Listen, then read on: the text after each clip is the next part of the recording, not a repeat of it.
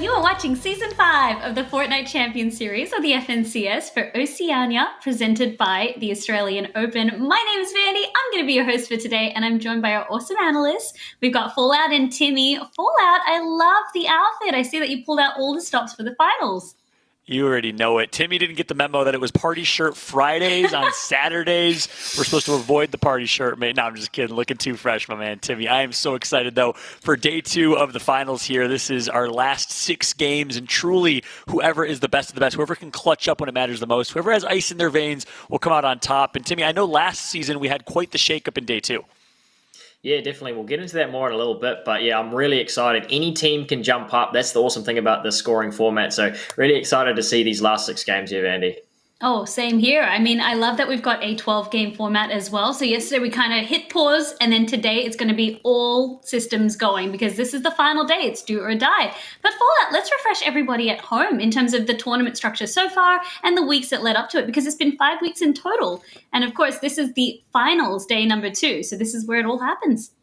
Yeah, of course, those just joining us for the last day of the finals here. Let's give you a quick refresher. It was 3 weeks of open qualifiers. That's what I love about this format. So many people, hundreds of thousands of people competing around the globe, actually millions potentially around the globe. In 3 weeks of qualifiers, 4 rounds per qualifier, top 132 teams made it to the semifinals, got separated into 4 separate heats across 2 days. The top 8 from each heat made it to the finals there, day 1 and day 2. 9th through 16th made it to a reboot round where we saw Bluesy, Lazy, and Co. win a absolute nail-biter of a reboot round. That was my favorite part to watch. Such a hype moment there. And of course, that leads to the finals, day 1 and day 2. It's a 12-game overall final. We had 6 games yesterday, and then this is the most hyped day in the entire tournament in my eyes. The 6-game final day opportunity to rise up in the rankings and to be crowned the Chapter 2 Season 5 champions, Vandy. It's an amazing format, inclusive of so many players around OCE, and I absolutely love what we see. Absolutely. As I said, it's been a little bit of a journey to get here, but now that we're finally here, it's also time to set some ground rules in the form of points and scoring. So, Timmy, I'll actually get you to explain to the audience at home how the scoring has been, because we haven't changed it throughout qualifiers, semis, and now finals. Yeah, not at all. So I've run through this 6 times already, but for the 7th time, I just want to keep on emphasizing how important it is that every playstyle is played to. So 30 points for the win. That's really important because you should go through those placement points there. 25 points for second, 20 points for third, and then 14 points for fourth. So it's really top heavy. If you get into that top 3, top 2, top 1, that's where all the placement points are being given out. But if you look down the bottom right of your screen there, 2 points per elim, which means that if you aren't on height these days, it means that you can secure some elim points much easier. 2 points per elim, make sure you're rewarded properly, which is really, really good for all sorts of play styles. And we saw that play out yesterday, Vandy. Oh yeah, definitely. We saw kind of, again, that mid-game being really important in terms of if you wanted to pick up eliminations. However, if you need to play for placement, of course, it totally changes your play style. Really interesting to see. But Fallout, the final piece of the puzzle, of course, is prizes, because this tournament was super special in that money really came into it in the finals, which is, of course, where they're at from day 1 yesterday and day 2 today. Yeah, it almost feels like this epic finale to what has been an amazing finals and an amazing tournament so far. $90,000 in prize pool, all for today. Let's go ahead and show you guys the breakdown here. First place will take home $22,500. Second place, $15,000. Third place, $9,000. A significant amount of money. And of course, I love it. It feels like a major event. Feels like a spectacle, as it should in the finals of an FNCS season. All the way down to 15th place, taking home $900. But keep in mind, even if you just qualify 21st through 33rd, we'll still walk home with $600, $750 for 16th through 20th. So it is certainly a feat to make it here today, Vandy. To even just qualify, you had to grind your way through that format. So you're going to get rewarded with at least some cash, which is great. Absolutely love this format and this final structure. I like it. As you said, everybody gets rewarded for being able to make it here today. And it's just really awesome to see. But of course, we're going to be watching and seeing who can take away that first place, because that's really what it's all about. Those dollary dues, they're going to do some serious work. Now, I'm just going to change gears up for a while because no finals would be complete without a pre-show. And I've actually got a nice little piece to share with everyone. This is about a professional tennis player who goes by the name of Monfils. He enjoys doing trick shots and gaming in his spare time. He actually started his own Twitch channel a little bit of a while ago and has managed to amass 130K followers in that time. Enjoy this little interview where he discusses his respect from gamer, amongst other things. It's really cool. And during the lockdown, I just choose actually to launch my own channel, to be sharing with fans, the gamer I was inside, and actually to build a community around the gaming. I learn and I see like a lot of professional gamers, and it's no joke what they do is just unreal. Is as tough that what we do actually in tennis court for us tennis player. I think Darsim has them all at the front. Josh still has none. There's Venice in front. There's him on high points, and Josh makes it 7. So I have a huge respect for that. So it's very tough for me to tell you that I want to be competitive as those guys, because those guys are true professionals. So I want to win, that for sure, but as I say, I can't. Those guys are too good, and they deserve way more respect, I think, from a lot of people. Absolute awesome guy. I really enjoyed that interview, and it's really cool for me personally to see that the whole lockdown situation around the world, it really brought a lot of gamers together, and that is really reflected in his interview, I felt, all out. Yeah, absolutely. Big shout out to Monfils. He's, of course, one of the most entertaining personalities in tennis. Has achieved a career-high 6th-place ranking. He's made to 2 Grand Slam finals, so certainly a great tennis player. But the fact that he picked up gaming and started streaming on Twitch as a hobby during the lockdown, I think, was awesome. And it's good to have his personality on Twitch, that's for sure. Oh, yeah. And he brings that competitive side as well, which is cool to see. Now, of course, that we've had our pre-show, we need to get stuck into standings. And analysts, I'll actually borrow your help because I'd like to kind of recap for everybody at home how day 1 went. So, Timmy, why don't you kick us off and let's take a look at the standings from yesterday. Yeah, sure. So you're going to see 2 of the teams up top there taking away 4 of the 6 victory royales. Sorov, Sink and Volks really consistent all day yesterday. Got a 45-point lead over Raptor, Prizzy and Oatley, and then Musler and Speedy sharing that 2nd and 3rd place there. Pumpkin, Saipa and Suns sitting on 152, and then Suns, Tui and Cork rounding it out, them getting one of the other 2 victory royales from the day they fall out. Yeah, that's right. Really Sorov, Volks, and Sink's game to lose, or tournament to lose, if you will. But anything's possible in this finals, because guess what? Take a look at 6th through 10th. This is where things get so incredibly interesting. You saw Basil, Vortex, and Jace. You know how aggressive they are, how high skill they are. Brezzo, Culture, Lunar, Fresh, Rel, and Nubatun, all 3 of those teams really played consistent. They were consistently lingering from like 4th to 9th place with solid gameplay throughout. But Jinx, Alec, and Worthy are a team I am looking out for in my eyes. This is a team that needs to perform. They got a victory royale to close out yesterday in Game 6. They need to go big in of course, our second day here. I'm excited to see what they can do, Timmy. Yeah, and then rounding out 11th through 15th here, Remy, Pace and Spraz, Vojcic, Mania and Trexie, Bathan, Zedox and Seo. These guys won 3 games in Heat C, so it's going to be interesting to see if they can replicate something like that today, make a good leap up the standings. Javano, Puma and Mr. Tassi had a good couple of first games, but then fell off towards the end. That's where that consistency theme really shines through. And then Will Ronan and Ash is coming in at 15th. Another team that's stacked with lots of talent. I'd love to see them make a jump towards the later stage of this tournament here, Fallout. Yeah, completely agreed. Then rounding out 16th through 20th, the team that certainly stands out the most is 17th place. Repulse, Forbes, and Tyrax. Heartbreaking, they had some PC technical issues. Couldn't play the first 3 games, but we know what they're capable of. Repulse and Forbes, alongside Sync in our last FNCS finals, they got 13th place day 2, and they ended up winning 3 games in a row, 4 games in total on day 2, and were able to come back and actually take home a 2nd place finish behind Jinx, Alec, and Worthy. So we know what they're capable of. I'm excited to see them do big things. Another team in 19th place, Neo, Fab, and Chemo, have showed so many signs of greatness to me. But for me, unfortunately, if you drop in 50-50 any location, Pleasant Park especially, it's going to be so hard for you to place into the top 10. So as much as they have a lot of skill, I'm not sure if they're necessarily going to be able to break that top 10 if they keep 50-50ing. I'm anxious to see how they decide to play that, Vandy, going into day number 2, if they make any adjustments. We'll have to wait and see. But now that we've actually revisited and refreshed our minds about how the standings went, let's actually take a look at some of the highlights from yesterday, significantly some impactful moments. And guys, I'll just get you to either just break down these or also maybe just revisit who we're going to be keeping an eye on today. And Timmy, again, I'll get you to start this off for us as we start to play the highlights reel. Yeah, sure. So what you're going to see here is a lot of Sync, Volks, and their trio mate. What we're going to see is so much consistency from it, and we're going to use that word all day today because that is the main thing that is pushing them up the standings, 45 points ahead of everyone else. Always seeing them in the late game, always seeing them fragging out, and that is what the difference maker is. As we watch Raptor Prisinotli take their first of 2 wins in a row in the first 2 games here, they really made a fantastic start, but then started to slide off towards the end, didn't they? All out. Yeah, that's right. It is actually the first team in FNCS history to win the first 2 games of a final. So kudos to them for making history yesterday. But the question is not how you start, but how you finish. They were certainly the surprise team of yesterday. I'm excited to see if Raptor, Prizzi, and Oatley can do it. But this is game 2 where they're able to retake high ground. So 2 games in a row, they're actually able to retake high ground. They did it game 1 against Mr. Tassi. Very, very good stuff and very, very good consistency. I want to see them continue to try to do that. What'll be interesting, though, is we know that Repulse, Forbes, and Tyrax are actually going to be dropping Shark and playing for RPG, Timmy. So they are going to be doing that on purpose to be griefing or taking high ground every single game, trying to get a couple victory royales that they can. It's going to be a lot harder to take high ground against them today, I think.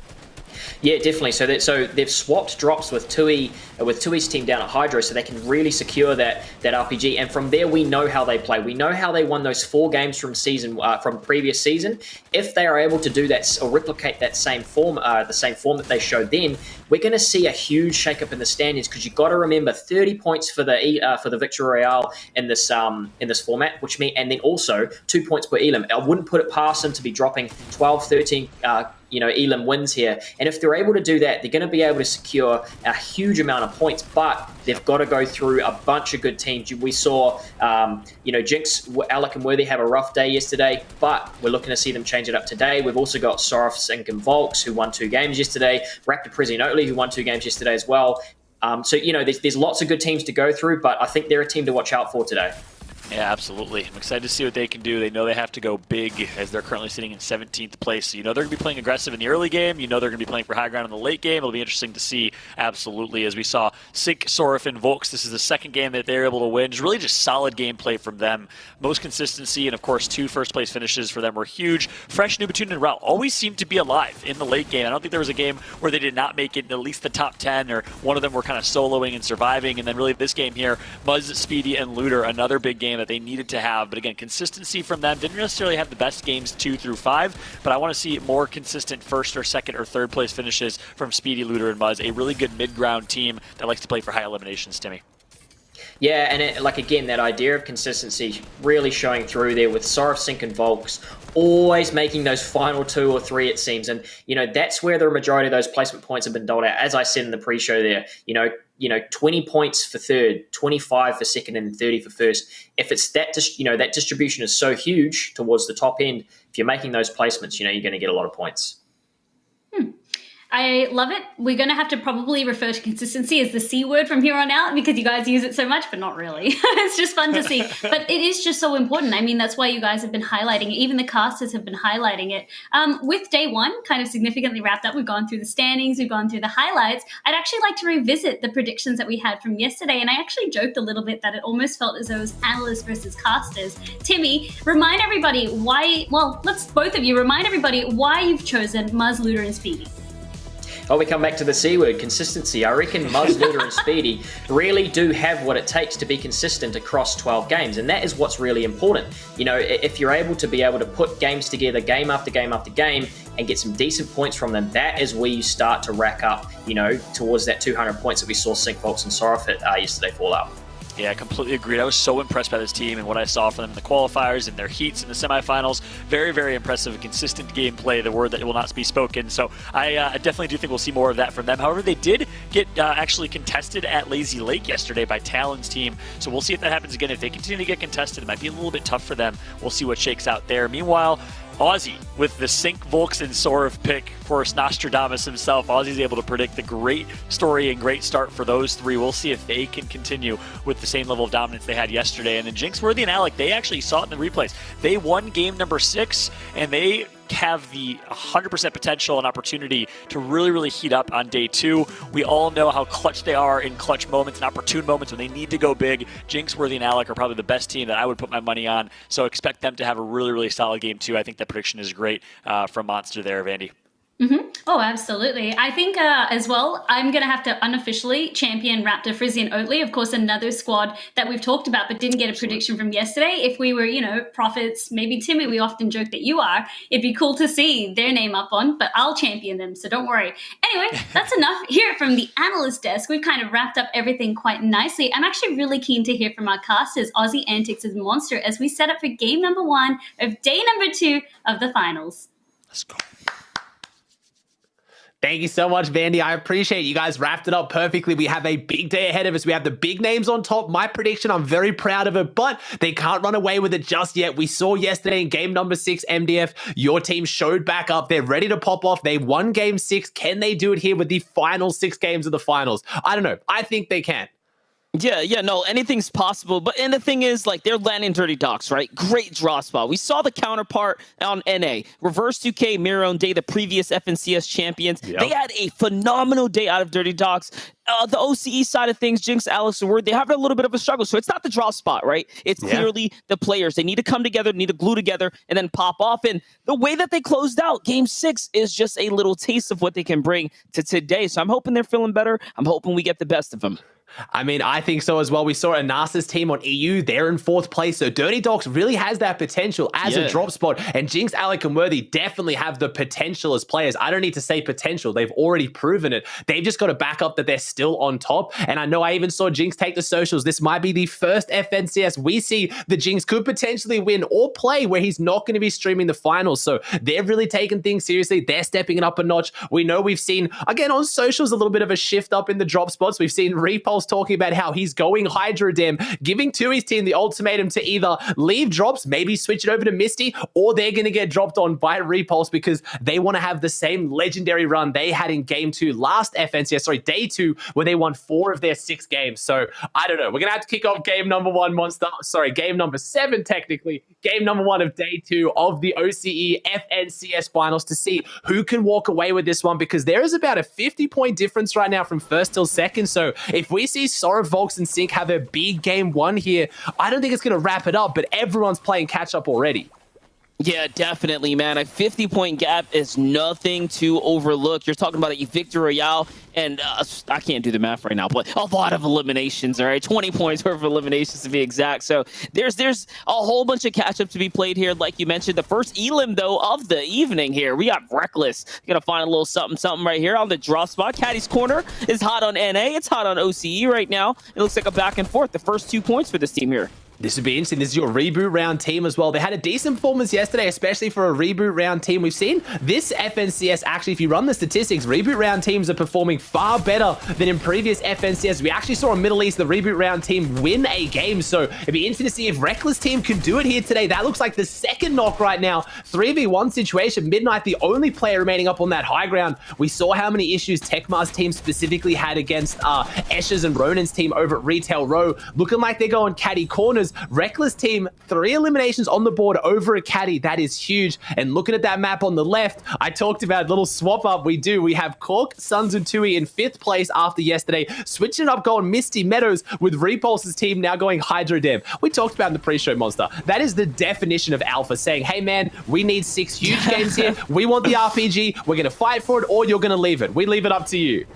Yeah, like, listen, you gave him the ultimatum, and let's be honest, a top 5 team, you're in such a dominant position. Do you really want to go up against Repulse, Forbes, and crew, right? You saw what they did in the first 2 games. They are clearly not here to play around, and honestly, it's unfortunate they missed their first 3 games. This whole entire tournament will probably be different, the entire standings, right? So it is what it is, and I respect the 5th place team, Tui and Sons and these guys for moving out, but I also respect Repulse for just saying, yo, my man, you know what? At least I'm giving you a heads up, and I'm not just going to body you, right? It's not going to come as a surprise by any means. Yeah, definitely. It's an interesting strategy to kind of take, and we saw, what Repulse can do. 2 of their 3 games yesterday, they couldn't play the first 3 due to PC issues on Forbes' part. I swear Repulse, as a player, has some of the worst luck I have ever seen. I know he himself describes it as very poor spawn genetics, so it's an interesting take, but Osiris now getting backed up here by Jeddah Jedi Knight, who's pushing outside of Hunter's Haven. Remember, Osiris and Dane had some decent games yesterday. Didn't have a huge performance, but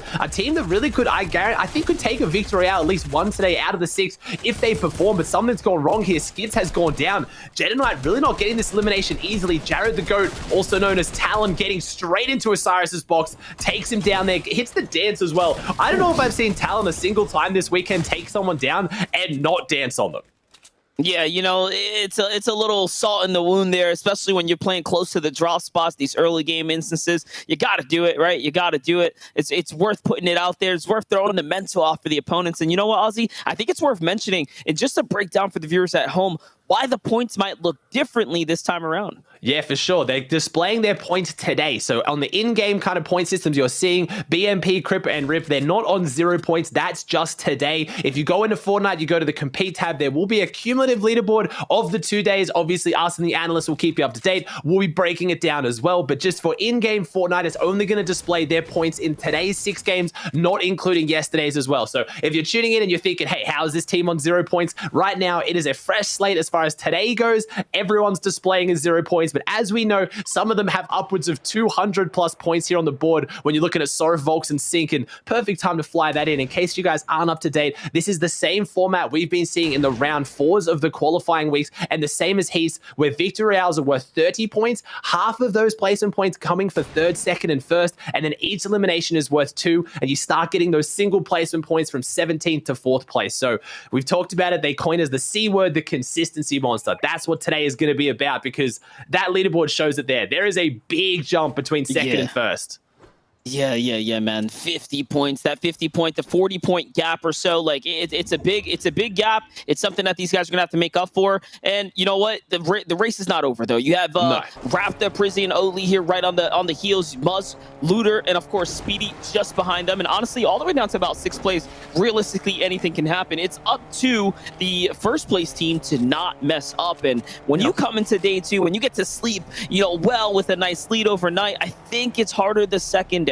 I just feel like it's a lot harder the second day when you have such a big lead. Haven't got the fire underneath you, haven't got the pressure, as this first zone is not going to be too difficult for our 1st place team. If you guys didn't tune into the games yesterday, we do have Sync, Sorif, and Volks holding down our Steamy right now. They're going to be making that rotate out. I saw at the start they were uncontested again, as they were uncontested in their games yesterday as well. So going to be interesting to see how they make this first rotate. Nothing too bad, but it's also not too favorable of a zone. It's interesting to note across the days today as well, Monster, in case anyone at home didn't follow some of the other major regions, we saw a very even split on NA. It was pretty even between North and South, about going 3 each way, but we had a far more Western domination on NA when it came to the North and South. But EU, man, EU was the tale of South. 5 of the 6 games went far South. So interesting to see how a day of zones can really affect the team, as we've had 6 games of pretty normal zones yesterday, as we currently see Box, HVT, which is Seldom, and Peaksguard just driving straight through the bridge hold, not caring at all. The team was already set up, and interesting start. This is the team we saw battling out at Stealthy Stronghold time and time again,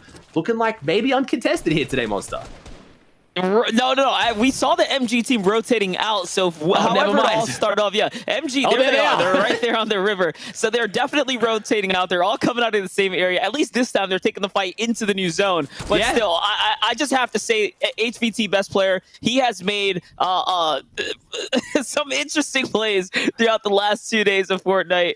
Even this one here, the straight driving through the bridge while there's a team on the bridge to then jump out. It's all just crazy plays coming out of this trio.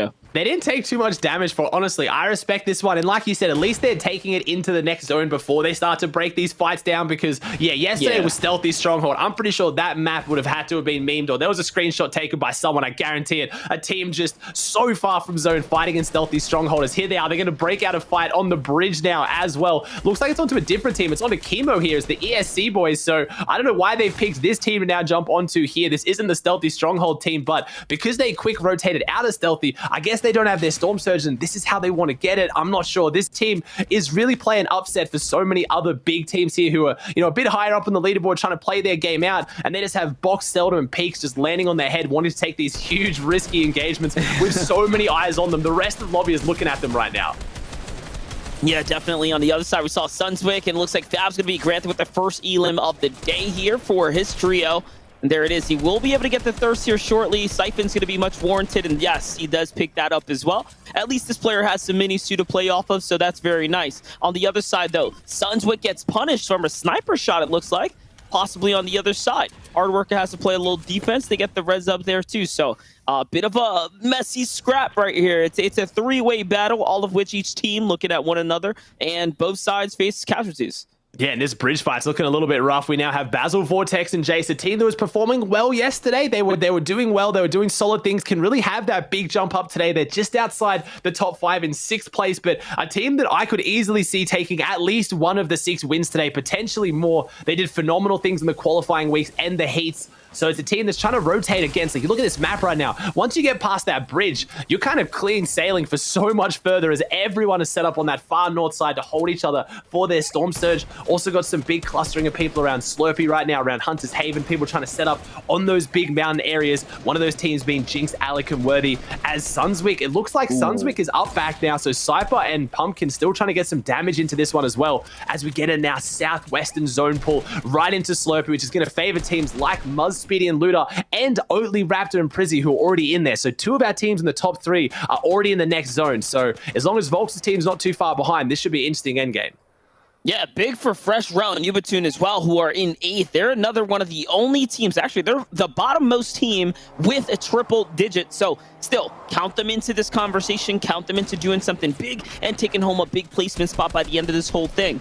They are going to get the outermost circumference there. So that means this large funnel, this big player pool, this congested zone, if you're looking at it, of players, they're going to rotate right into those squads on the edge.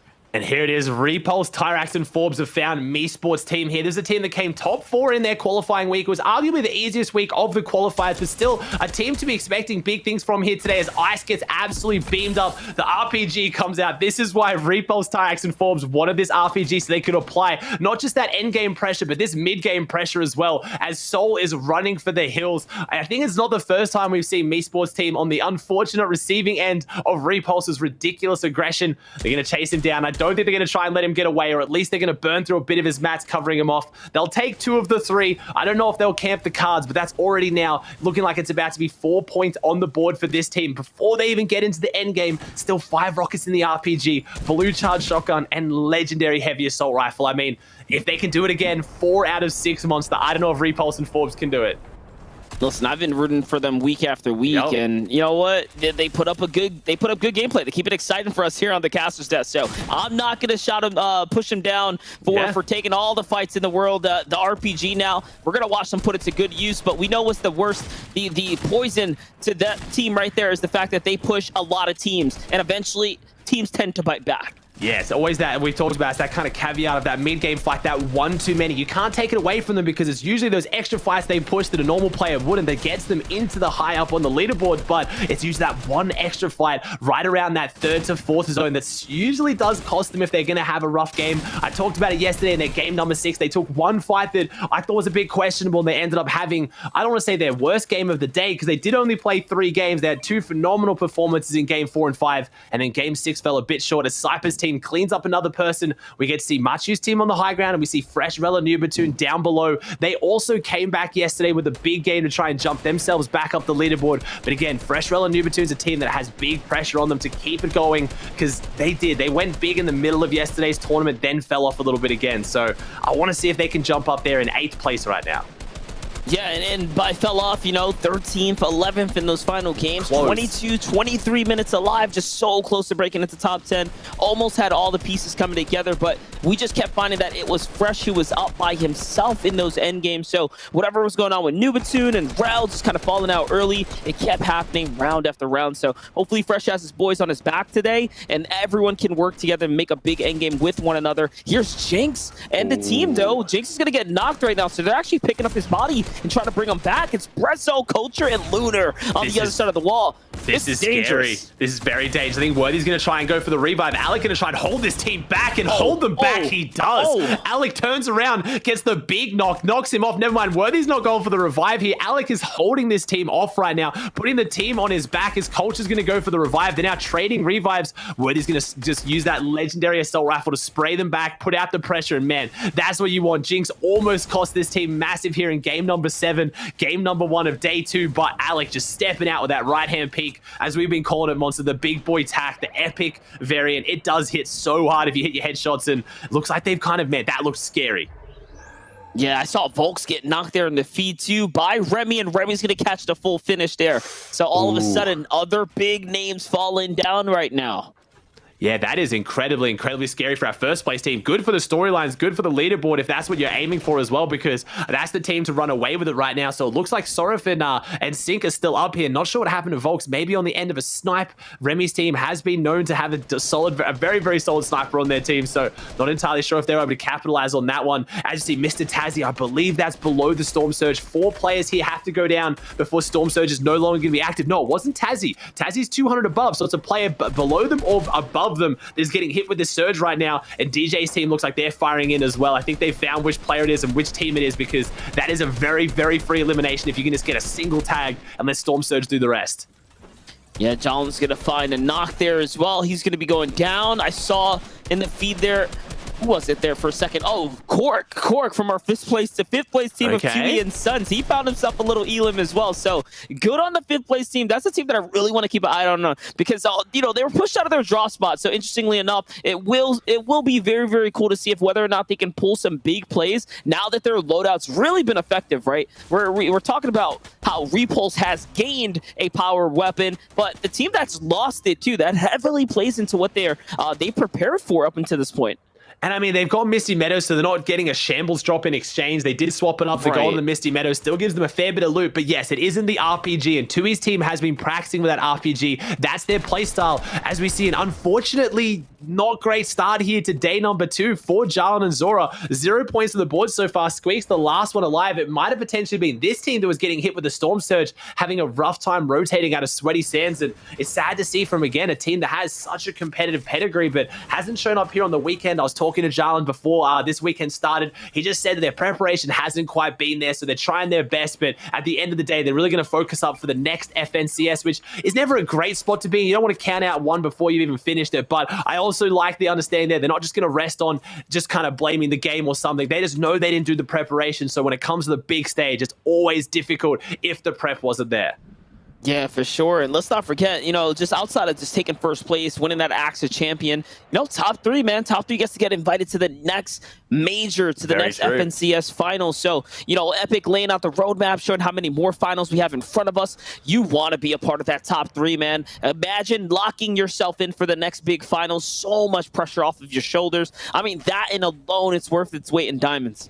Yeah, for sure. I mean, it's literally worth its weight in money too. When there's no money on the line until finals, getting that clear sailing straight through, knowing you don't have to play qualifiers or heats, you're just going to be booking it straight to the finals. That is huge. We even talked about today, every single region, finals is guaranteed money right down to the 33rd team. So you literally just get to count that as that's your minimum money you get to make next season. So an interesting addition from Epic. People have mixed thoughts on it, but it's interesting to see that top 3 is such a heavy weighting, not just because of the prize money, but I also want to talk about how the prize split is kind of broken up this weekend as well, Monster, where any game can matter. If you're going into your 12th game in complete last place on 33rd place, you can still have one win, one good game that can jump you up so much money, because all the money is kind of condensed onto these finals. It really does have huge jumps even at the bottom of the leaderboard. Yeah, for sure. You're talking about a 50% plus surge in the prizing just if you can break past the top 15. And remember, we're talking trios here. There's only 33 trios. So like you said, one big game, all of a sudden, you know, the place to hop up, it's a lot closer than people think. Yeah, especially in this format as well. 30 points for the win. You talked about a 50-point game. That's a 10 elimination victory royale. That is definitely not unfeasible. We've seen that happen very regularly. Actually, if anything, it's more unusual to see someone get less than kind of like around the 9-10 elimination mark with a victory royale so far, as Sync sort of have to do something big here. 24 players. No placement has gone out yet. They've lost Volks early. Sync's got a fantastic loadout. I believe Sorif does as well. Interesting part of zone though. Right now, you got Sync scoping this out. Who's going to move first? Because we're not in, and you see these eyes on them. Gustos, Bantos have eyes straight on them right now. Sorry, Bantus, District's gone down. So right now, I don't know how Sorif and Sync are going to make this rotate. It looks like they're going to invest their hard mats pushing through as Sorif's going a little bit slow. So there's Remy's team who took down Volk. So I'm not sure what happened there as well. It could have been a snipe, but we've seen a lot of duo clutches this weekend, Monster. It is definitely not out of the realms of possibility. Yeah, I mean, listen, Fresh has been doing it all weekend alongside Rel and Nubatun, right? One of the other kind of making it through. Yes, Repost, Tyrex, and Forbes now try to pop off. Full trio right here. But like to your point, if they stay up and they do something big, they continue to hold their lead. This is the best chance this lobby's got, man. This is the best chance this lobby's got to really kick it off and make up for lost time from yesterday's. Yeah, lost time from yesterday. You're talking about that. Here you go. Repos, Forbes, and Tyrax are jumping in right now. I talked about how Gussos and Bantos had eyes on Volks here. It looks like Repos had eyes on them as he gets the knock onto Gussos. This is perfect for Sync's team right now. They can kind of get some shots in. Maybe a freebie elimination. One more tag on Bantos. He's going to go down. We have that legendary pistol. It doesn't have, as much many rounds in the chamber, but Bantos is on 3 health right now, putting a fight up, and there it is. He's going to go down. Repulse goes down to Mr. Tazzy, but I think we're going to have Tyrax get the revive onto Forbes. So we talked about it, Monster. It's almost like it's scripted at this point. We said they tend to take one fight too many. I said around 4th to 5th zone. They take that fight at the end of 4th zone, start of 5th, and look how it goes. Repulse is out. Yeah, listen, that's the history. It doesn't lie, and it's happening again and again here. Interestingly enough, though, this is a south pull for the half and half out. That means Sync Fishy here. He's going to pull zone. Sorf is going to pull zone. They get to get away with this free half in, half out when they were down a member on Volks, and we've been talking about whether or not the rest of the lobby wants a real shot at this. Oh, but look at that. We have a little bit of Storm Surge trickle in, but lucky for them, he's only going to get tipped one time. Maybe a few more, actually. Yeah, look, it cost them actually a fair amount of shield, so they've probably been on there for a little bit of a while there. I can assume that the duration was quite some time there. And I think that's why they're going to drop down. They have that prestigious half-half. Imagine Volks was still up. They would have had it. Look, Jinx, Alec, and Worthy walk over like, wait a second, no one's built up for this because Volks and Sora have had to go down. They know as a duo who's lacking shield right now, they don't have the ability to alpha up and hold it. So we have our FNCS champs trying to take it. They won game 6 yesterday. Can they win game 1 today to make it back-to-back as we tune in? You mentioned earlier, Monster, Fresh was usually doing a lot of solo clutching yesterday. Not sure what happened to Nubatun and Rel. Looks like Nubatun's gone down early here again, so Fresh and Rel having to hold this one down for the team in top 10. Yeah, and they're just not the kind of team that we've seen catch those big refreshes in the mid game. You could tell just by the medium ammo there. It's really looking pretty dim for Fresh. Fresh has only got another magazine to work with. Rivley, on the other hand, has got a little bit more than that. He's got 4 floppers too, looking pretty solid. This zone's actually going to favor up, so this is a solid zone to push. This is going to be going north, right back where most of the teams come back from, so that's going to be major congestion on this next rotate, and we know Storm Surge is going to force more players into one another. What I wanted to mention, though, is that team that we're just looking at for Rivley, they had 6 eliminations already, so there's some teams putting up some big numbers on the new day.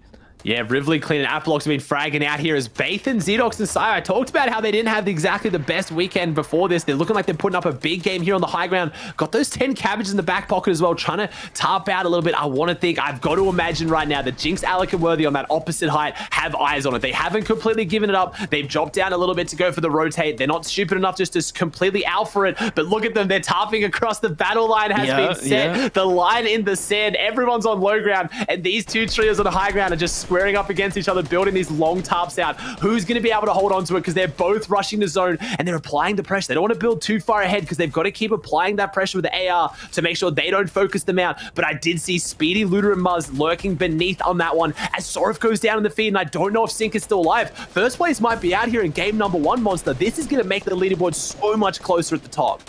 Yeah, it's going to be down to Sync. If Sync is still up, then maybe they have another chance, but Sorif is definitely down and out. And here it is. Things are going to start really popping off for trios now. 112 damage below for Rapta, Prizzy, and Oatly, and Rapta is by himself. Sync that goes is your down. second place team. Sync is down. Okay, so first place is out of the game.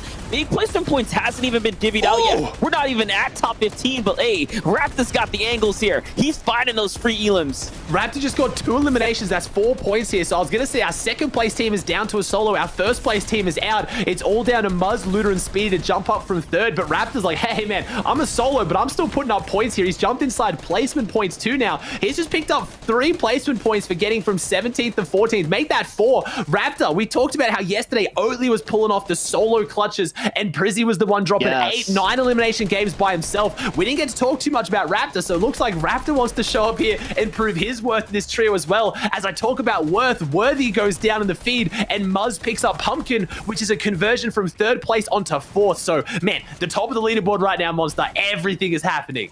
But I'm very interested. How did Worthy go down to Vortex right there? And Basil's going to get the finisher. It might be a fight for high ground. And all of a sudden, where I thought Worthy was going to be able to come back here with Alec and company, but no, no, no. It's getting more and more interesting as Ripley is still lighting things up down here. And yes, it is true. Vortex has snatched up the high ground. And now Jason Basil have the opportunity here to take this victory. Ozzy, you were pumping them up. You were just talking about this is a team that could realistically take a victory royale or two. You called it out, and now high ground is theirs. This is their opportunity. They don't normally do it from the high ground as well. Timmy's really been hyping them up as the low and mid ground warriors of this region. That's what they're normally doing best, but showing their diversity, showing they can take the high ground and play it when they need to as well. As we saw Talon's team earlier, full trio alive here on the low ground. 6 teams, 15 players. So we've got some healthy trios left in this. I think we have Speedy, Luda, Muzz. I think we have Talon, Jedi Knight, and Toy. And then we managed to have Remy, Spraz, and Pace, as well as Basil, Vortex, Jace. So right now, it is 4 teams, 12 players. We have 4 full trios alive. There is no excuse right now for who's going to come out on top here because everyone has the same numbers, but who has the positional advantage?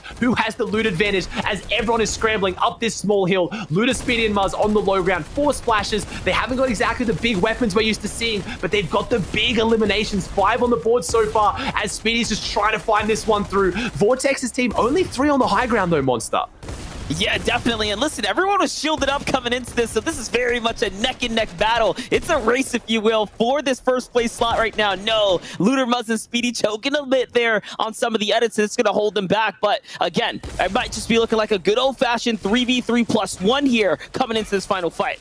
Yeah, this is a 3v3v1 right now, as I'm pretty sure it was Spraz that's out in the distance right. He's almost going to go down. He does. 3v3 to close it out. We have the low ground kings on high ground trying to work their way down into the low ground now to take out Speedy, Luda, and Muzz. You talked about how Luda choked some of the edits. Does he choke the shots though? Does he even get a chance though? Vortex jumps in. Muzz jumps in right now. I think Muzz is the only one left. It's Muzz versus Jace, I believe. Everyone else has fallen. Muzz is trying to find his way up. Jace has the heals though. He has the meds. Is Muzz going to be able to stop him? He's to your left, Muzz. He's up. He no, missed Muzz doesn't see him. Muzz doesn't realize he's behind the wall. I don't think, no, Jace had 0 builds. If Muzz looked left, he could have maybe finished that off. But at the same time, that's our 3rd place team picking up a 2nd place in game number 1, Monster. That's going to shoot them up the leaderboard because I didn't see Sora, Volks, or Sync pick up any placement. I saw Raptor have that solo clutch at the end. But is that enough to let Muzz, Luda, and Speedy take over first? Yeah, that was pretty solid. It was definitely something there to be found. And also, you know, like you said, it's the chug splash. It does that visual effect. He just missed it, though. He just missed it, but what a fantastic game 1 to start things off here. Again, we wanted a tight leaderboard at the top. I've picked Sync, Volks, and Sorif to win the whole weekend, and I still was kind of happy to see that we're going to have a really tight leaderboard with 5 games to go. We'll have to throw it to the analysts because, again, I want to hear their thoughts on how that worked out. Our low ground team took high ground, worked their way to low, and they pick up the victory royale. Vandy, let us know how it all went. Thank you so much, Ozzy. Exactly as you said. It was a little bit of a different playstyle, and what a massive point difference we saw this time around, both through eliminations plus placements coming into play. But Timmy, wanted to kind of pick your brain on this one because Basil, Jace, Vortex, they played height this time around. Usually we see them in the mid ground so that they can focus on elims. Any thoughts to why they had a different playstyle this time around? Well, we actually saw in the Elam feed that they got a knock on someone on height. I think it was Worthy that they ended up taking out. So it's one of those situations where if it's given to you, you may as well take it because as I've sort of continued to harp on about throughout these 5 weeks, height is so dominant this season. If you don't know how to play it, or if you know how to play it, it should be a free win for you. And we saw them take height, and as we said, free win. They ended up taking that relatively easy, even though it got a little bit shaky there at the end with this. But Jace would have had that in the bag with his 5 chug splashes on height there for Fallout. Yeah, that's right. And that was a really good job from them retaking high. Not necessarily typical for their play style, liking and actually preferring to play low ground, but you'll always take height if you can. There's no reason not to. And they get a first place 9 elimination finish. Massive, massive game for them. And guess what? They're in 6th place going into this. So that'll certainly bump them up the standings. Sprats, who was in 11th place alongside Remy and Pace, he gets 3rd place. Definitely don't count them out. They got a few eliminations as well. And then, of course, Speedy, Looter, and Muzz in 2nd place with 10 eliminations was huge. Raptor doing everything he can as a solo here. But our top 2 teams both had a few casualties early. That certainly cost them. You saw Jinx, Worthy, and Alec also alive towards the late game here, placing top 6. Really, really brilliant stuff from them. But in the end, Jace, in the 1v1 with a little bit of a workaround here, was able to out-heal, outlast, and out-survive, and they take home a first-place finish. That was huge. I can't wait to see the standings, Vandy, because things will certainly be shaken up quite a bit. Well, why don't we take a look at them, Fallout, because I do have them ready here for you. We need to really see if any dents were made on the leaderboard. Timmy, take us through the standings after this game. So we've seen Muzzluder and Speedy really close the gap.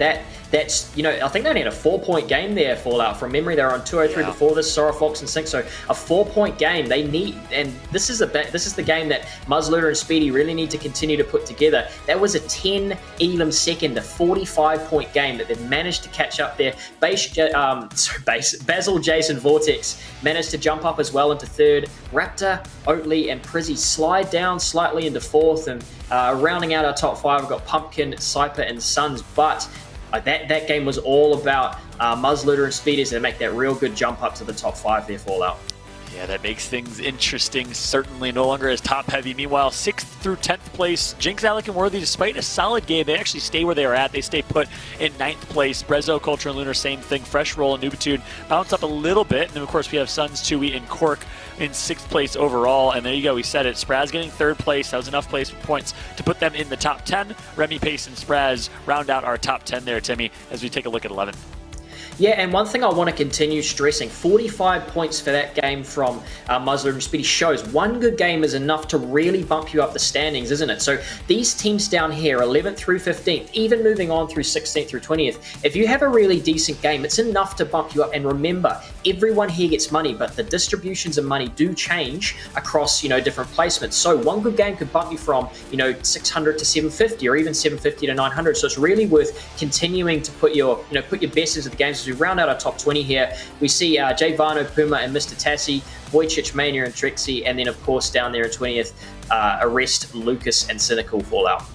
Yeah, that's right. So one thing I want to point out in 16th, NeoFab and Chemo, I believe they're no longer 50-50 in Pleasant Park. That was a key storyline I wanted to know going into it. I don't think Crippa, Rip, and BMP dropped Pleasant Park. They realized this isn't going to work out for either of us, and I think they changed up their drop spot. So that might give Neo and them a chance to bounce back here. I'm excited to see if they can in Game 2. But you hit the nail on the head, Timmy. Anyone in 11th through 15th, anyone in 6th through 10th can certainly bounce up in standings here with a big game, much like we saw right there, from a couple of teams in Game number 1. Mm-hmm. Absolutely took the words right out of my mouth. It just shows that match number 1, we saw plenty of points being traded and the impact that it had on the standings. But that's it for us for match number 1. It sounds like match number 2 is about to start. So let's throw it back to our casters. Let's hear what they've got to say. So Aussie Antics, Monster, we're keen to hear from you guys. I mean, we've got a lot to say. We have another tight leaderboard here now. That was exactly what you wanted if you're here for the spectacle. Maybe not what you wanted if you're a Sora, Volks, or Sync fan, but we got game number 2 here on day 2, or game number 7, however you want to look at it, and things are getting spicy, Monster. Only a 4-point difference, 2 eliminations between first and second, and that makes up 3 of the picks we had from the casters and analysts. 2 of you guys going for Speedy, Looter, and Muzz, and then me going for Sora, Volks, and Sync. Unfortunately for you, Monster, you're the only one sitting out the party, hoping the Jinx, Alec, and Worthy can do something monstrous here. Hey, don't worry about it. I'm chilling, I'm in the back of the bus. I'm the cool kid, I'm vibing. Yeah, but listen, game 8, man, this is a marathon. It's not a sprint, so you do have to stay consistent. That was one of the things that we were worried about for Sora, Volks, and Sync. I don't know if they've had this kind of pressure before, but that's what I meant by that day 2. Day 2, I think, is the hardest when you're in first place. Yeah, it is. At the same time, we don't really know what happened to Volks there. It was super unfortunate, but here's a fight that's going to be instant. We have Tekmar. He's got his hands on that legendary sniper rifle. Normally, I wouldn't even mention that, but man, Tekmar's pulled off some of the most ridiculous snipes I've seen in any region, not just OCE with that thing. So I don't know what he's going to be able to do as Midnight. They're handing around absolute shambles loot right now. Midnight's got I think that's a suppressed gray SMG. Tekmar's got the sniper, like I said, has the gray tactical shotgun. This catty corner fight is not looking like it's going to be a lot of firepower. I don't know what Lazy's still got there, because we've seen that Reckless has gone down. I don't think Bluesy's still up either. No, never mind. Bluesy's down. It's just Lazy in the top right there. So going back to this little house on the edge of Caddy to get some of those noms, some of those food crates, get some of that shield, get some splashes as well. But they won game number 1 here on day 2. I don't think they're walking out of Caddy on game number 2. Yeah, definitely. It's going to be a fight, and it's looking like it's going to be a scrappy one, so we'll see how that ends up playing out. You still have, again, the weather station. Looks like Sampras got himself a little a llama right there. There's 2 llamas north of the retail row, so a couple favorable things playing into some of these pro players' hands. Look at this little standoff, though. Jared just pounding for information at Hunter's Haven. He's keeping a close eye on GLM's Osiris. And Extra. Jedi Knight on the other side, trying to play well. You know, again, he's got that lookout. He's got the eyes in the sky here from Jared. Hunter's Haven is such a sketchy drop. Even uncontested, the loot you get is just not fantastic. Now, well contested. I want to see how either of these teams kind of bounce back from this one. As I talked about it, I kind of hyped up Tekmar's aim with that legendary sniper. I don't know if he's going to be able to do anything with it here. I believe the enemy's kind of, lazy as away in the car. It would be an absolutely ridiculous shot. And there it is. That's exactly what I was hyping up. You've got to be kidding me. Tekmar hitting the headshot snipe out of the moving car. Lazy, sit down, bro. You just got put in the Taj. All right, I'm signing out, Ozzy. You can cast this by yourself. I don't know how I called that one, man. I've called some ridiculous stuff across this weekend, but my boy Tekmar showing up big with the sniper rifle. I can't believe he just did that. Today has been your day, dude. You have called so many good things today. That's just that intuition kicking in, man. You're feeling it. I'm feeling it, but man, Tekmar was feeling that snipe. That was beautiful. And that player was gone. There was no chance they were going to be able to stop that one as well. So that's 2 points for the elimination. That's huge Storm Surge. I think 275 damage and gets the loot. I mean, Tekmar with a beautiful snipe as we swing back over to our stealthy stronghold. We talked about how this fight wasn't breaking down in game 1. It looks like game 2, they want to go back to their old ways. They want to take a stealthy stronghold fight. Yeah, but look, they're swinging it back around. These MG trio right here, trying to keep it low profile and stay away from that action. On the other side, these Mi Sports boys, man, Mi Sports having a rough time. Every time we've caught them on the show today, and a lot of yesterday as well, they were losing these drop spots here. They were getting chased out, right, by odd number of players. And now, look, this is not looking too hot. He's got so much loot to work with as well. It's a shame that he won't be able to stop and heal here. He's going to be able to stop and heal. Mi Sports got to hit the dip. He ran into Repulse the last game. Now he's got Mavericks behind him this game. Just super unfortunate situation to find yourself in. Matthew's team not getting too many huge points on the board here, but Mi Sport is so split right now. His team's in that Southern Slurpee section right now. That's where they ran into Repulse last game. I don't know how they found themselves this split, but things aren't looking good. At best, he makes it out of here, and then he's got to have a trek across the map to get back with his team. At worst here, Mavericks hits this snipe, pulls a book out of, I was going to say a page on a Tekmar's book, but unfortunately can't hit it. Looks like Mi Sports just going to be dolphin diving into the sunset. It would have been fancy if he would have just looked back and popped him. He's also got the sniper there, but all right, I counted him out a little early, I guess, dude. I'll bite the bullet on that one. Mi Sports back in this. At least he is alive, and he'll be able to get healthy here shortly. Here's Jalen on the other side. Jalen, Squeaks, and Zora, man, off to struggle of a game 7. Now coming into game 8. Remember, it's day 2. It's all about continuing to try to stay consistent. Remember, we talked about those prizings and how things can hop up. You're not completely done just because you're not in first. It's very true right now. Tazzy, Puma, Javan. We saw it was a team that we saw on high ground. I think it was really early yesterday over in the Set Monster. And we talked about how kind of newcomers, they were playing pretty consistent. They were up there on the leaderboard for a while. Unfortunately, looks like potentially the pressure got to them as Jalen's hitting a little bit of the drive, stop, dash, go for the shots for the Storm Surge. And Javan's car going for a bit of a kind of a, I don't know, an aerial play here as they're trying to make their way out of Holy. They got Fresh Rel and Nubitude seeing a very, very good chance to get some easy Storm Surge tags. Don't think they got too much damage on this one, but not a good spot to be in for Tazzy's team. Hitting the rotate, 1 vehicle behind them, 2 vehicles behind them, and Fresh down the side. So looking like we've got a southeast kind of zone again. So it looks like it's pulling a little bit more south. You're going to see how that plays into these teams. Feeling bad for any team going from the far north. But as I say that, Basil Vortex Jace coming out of Crag, he did fantastically last game. So I don't think any team has an excuse.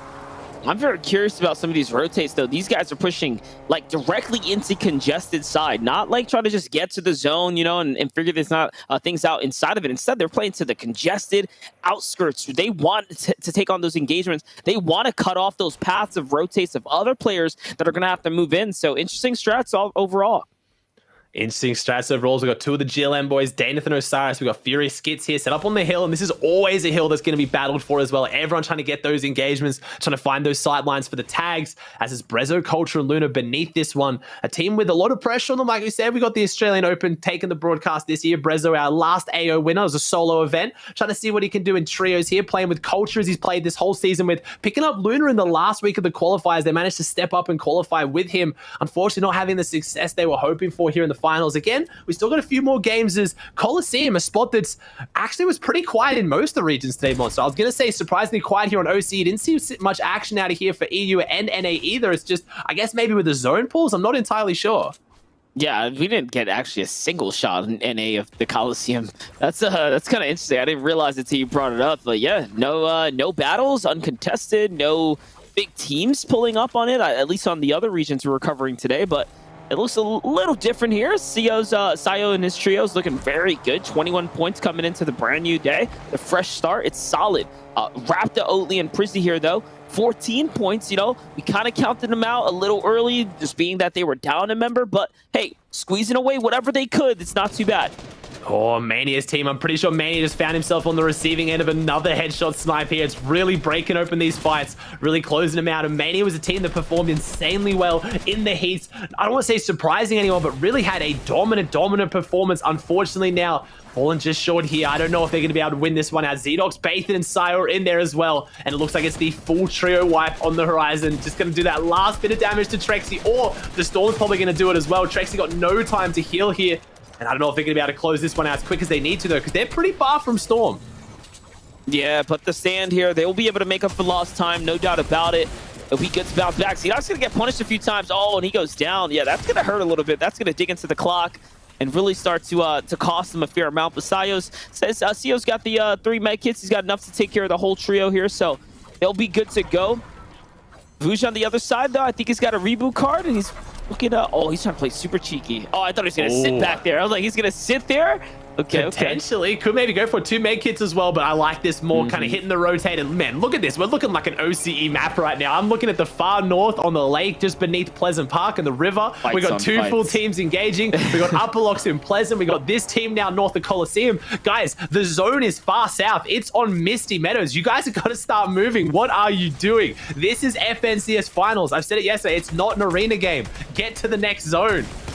Yeah, meanwhile, I mean, we're going to be saying the same thing to Forbes soon, because on the western side, that's Forbes trio on another trio all the way over there, getting into a mix of a battle on the edge of Storm 2. And we know they have the RPG as well, so don't be surprised if we hop on over there shortly. Here's Fab and the ESC boys trying to get it together, popping their heels as well. They're going to just leave the trio behind. They've, I think they heard the words of the casters, and now they're going to get the move on.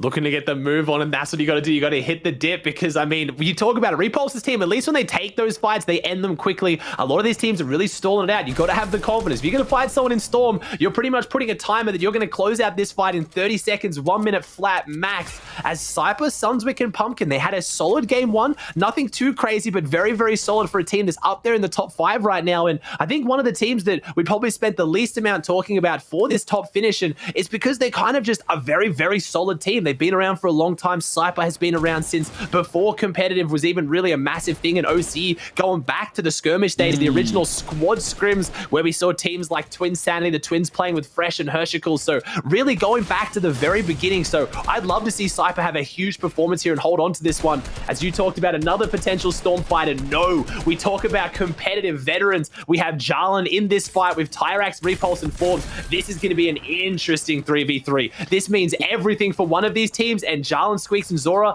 they're down there right now. They don't need this as badly. I feel like they've kind of accepted their spot on the leaderboard right now.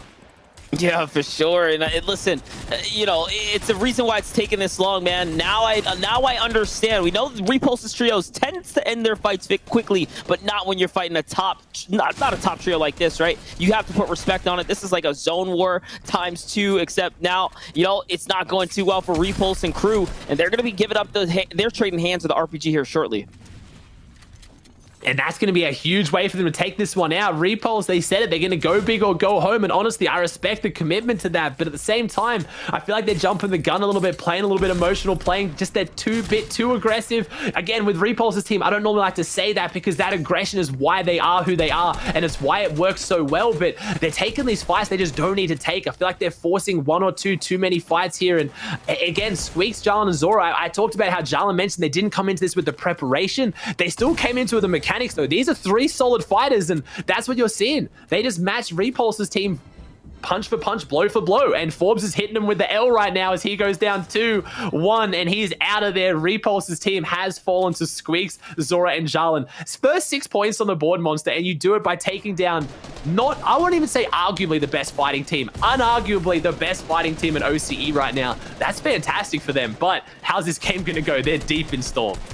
Yeah, no, I mean, listen, respect to that, and this is a long rotate before things are going to start really jumping up. Remember, the next zone's going to start ticking for 2 and whatnot, so it is going to go up. Squeak's going to fall to the zone there, the Storm line. You saw it. He had very little HP, so he's down. They're going to have to figure out a way to save him and probably train hail their way in.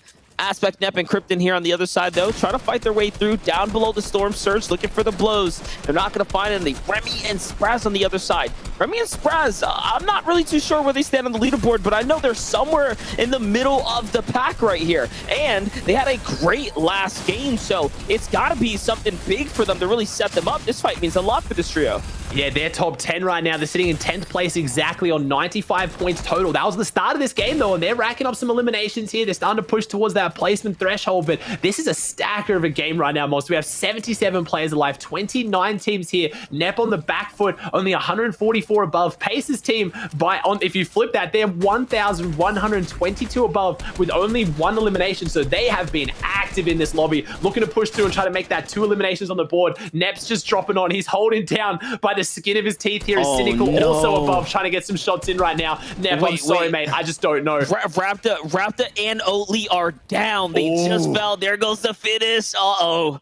This is getting sketchy. That's our 4th place team right now. They dropped down a little bit with a rough last game, looking like they might not be able to back it up here again. So they're falling off pace. They're the first team we talked about it ever in OCE finals history to pick up back-to-back dubs on the first 2 games of the day yesterday. Unfortunately, can't find the same success here. That's fantastic for teams like Sorif, like Muzz, like Basil's team, who have been looking at that leaderboard, seeing 4th place go down and feeling very good about it as Raptor is still up, but I don't know for how much longer. That's a full 3v1, and there it is. Your 4th place team is going to go down. The momentum has been halted well and truly for that team. That is so big, man. Consistency coming out of them from day one was unrivaled. And then, look, that's the thing about these 2-day formats. They could have basically been champions already, right? Or somewhere close to it, locking their way in, going, making their way to the next finals. But these 2 days are much harder. These 2 days are much, much harder right now because, again, anything can change. Basil Vortex Jace, a team that I love the fact that we saw them dominate from the high ground, showing the fact that they do. They have that flexibility in their playstyle. Sync's team is someone else who's done it right now. As here it is, Jarlin championing the team. He's got the RPG in the back pocket. Zora's gone down. Squeak's gone down. Jarlin's trying to make a long rotate. I was about to say he's not alone out here in the storm, but it's actually, that's Ruckus, I just noticed. So Jarlin is very much alone out here. Tries to hit the bouncer. Unfortunately, whiffs that one. He's got the campfire, but this is a 2-tick zone right now, so he is going to struggle. Yeah, this is going to be rough. He's got to, he's got to swim. He's got to find some heals on the way. The zone's already moving. He's trying to pull in anything that he could. He's going to find some floppers here. That might be the difference here. Oh, double flopper. Okay. So even if he does survive this, he's solo. He's by himself, and it's rough all around the board. It's rough all around the board. Like I said, I think they've probably accepted their place pretty down there on the leaderboard. Being able to take out Repulse's team, though, it just shows that anyone at any point on the leaderboard can have a huge, huge effect on the other top tier teams, though, because Repulse is trying to have that big legendary run. I have to imagine after 2 rough games, I feel like their momentum is going to be halted. They won 4 games out of 6. Well, I say they. It was Repulse, Forbes, and Sync, who is currently up there right now as Jarlin just falls short. He was so close. I was gonna say, why did he go on the land? All he has to do is stay in the water. He would have got there faster.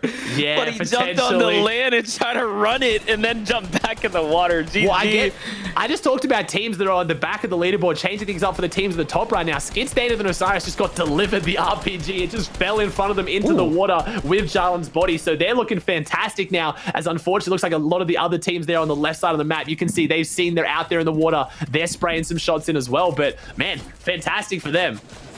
Yeah, I think those shots are probably just to break up the bills to see if anything, some other loots and goodies are back there. Is it worth it to go pick up? We'll find out. And there it is. Now they're making their way towards it. They've opened it up. They're trying to get these rockets right here. They might have already actually pulled in the RPG.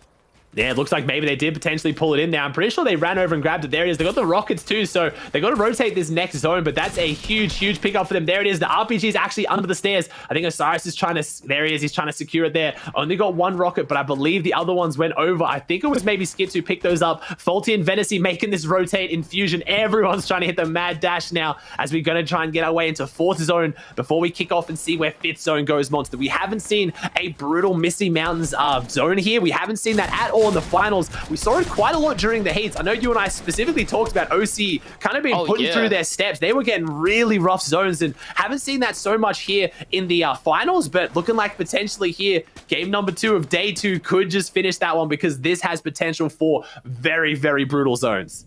Yeah, and that's the other thing, right? When you get these 2-day formats, man, you're bound to be in a little bit of everything, a little bit of water zones, some definite hillside action, and this time, it could be a lot worse, especially considering the terrain that we're in, but, not too bad. We definitely have some elevation here. Anyone up top is going to be sitting comfortable. Cork, Tui, and Suns, who fell a little bit early in that game 1, only accumulating up 4 points, makes them slip down the standings quite a fair bit, but hey, at least they're still in 6th. They're still in the race here. Yeah, they're very much still in the race here, and there's a lot of money at the top there as Muzz gets elimination onto Faulty, so that's big. We talked about how coming into this, there was only 2 eliminations separating our first team Sora from Muzz in 2nd, so every elimination is so massive, and now the pressure's on Sora, Volks, and Sync to step up here and keep that consistency. Timmy's put it out there that he's calling Muzz, Looter, and Speedy the most consistent team in OCE, and honestly, if you look at their match history right now, I have to agree, they're in 2nd place right now, and they have 3 2nd places. Can you imagine if those were all victory royales? That's 15 extra points they would have had, not including elimination. So they're really putting things together as Volks gets another elimination though. So man, these teams are just kind of teetering on top of each other right now. One gets an elim, the other one gets one. It's going to stay really close, but who can have the consistent end game here? Yeah, I'm looking at Jace right now. Jace, Vortex, and Basel. Can they continue to be reliable here on the standings? They've had such a great run. They had an even better start to their day 2, and they need to continue to push on through. Those victory royales do not go unnoticed. They're 40 damage below, though. They're going to get zapped one time, but okay. Things do end up swinging back over. 88 above, 5 players up. And, they're not in the the coast isn't clear just yet. They still have to put in a little bit more work, and we have to assume as they're approaching that top 30 as well, they're going to need some more. Look at the medium ammo. They didn't have much to work with. We're having some heavy active surge lobbies here today as well, man. OC really showing up here. We've got active surge on every zone of both the games here today. Jason Vortex kind of hiding underneath this one if we can. Who's going to try and take that high ground at half-half? But worth noting, I don't think any time this weekend so far on OCE we've at least seen a team take high ground on half-half and hold it, except for maybe Jinx, Alec, and Worthy's win last night in the last game. So I don't know if anyone getting half-half is actually a great measure of success for OCE, because someone always seems to be jumping up and taking it from them, as New Platoon going down early in game 1 is up here in game 2. 2 eliminations on the board, 3 total for this team. They've got a decent loadout, and as I say that, our first place team, my pick, gets the high ground on half-half. First rotating zone's not too bad either, and it's going up the mountains, Monster. This is big news for them. There's a 4-point difference between first and second. That's a caster pick. Here's the other caster pick, Looter, Muzz, and Speedy, all of which are in this end game right now, looking to get comfortable right here. And honestly, they both have really good loot to work with. Sunswick, Cypher, and Pumpkin on the other side right now, trying to figure this out. If a really long rotate, I do wonder if they're going to bounce, or there it is. Try to slide around the outskirts here, play that outskirts, rotate, recycle potentially some enemy builds and some tarps, and yes, they're going to get the free rotate in. I mean, they're going to have to heavily use some builds there because I was noticing they had about 40 right there. So trying to go up this mountain with only 40 builds is going to be brutal as Volk, Sorif, and Sync have this high ground. They get to just look down and spray down at everybody.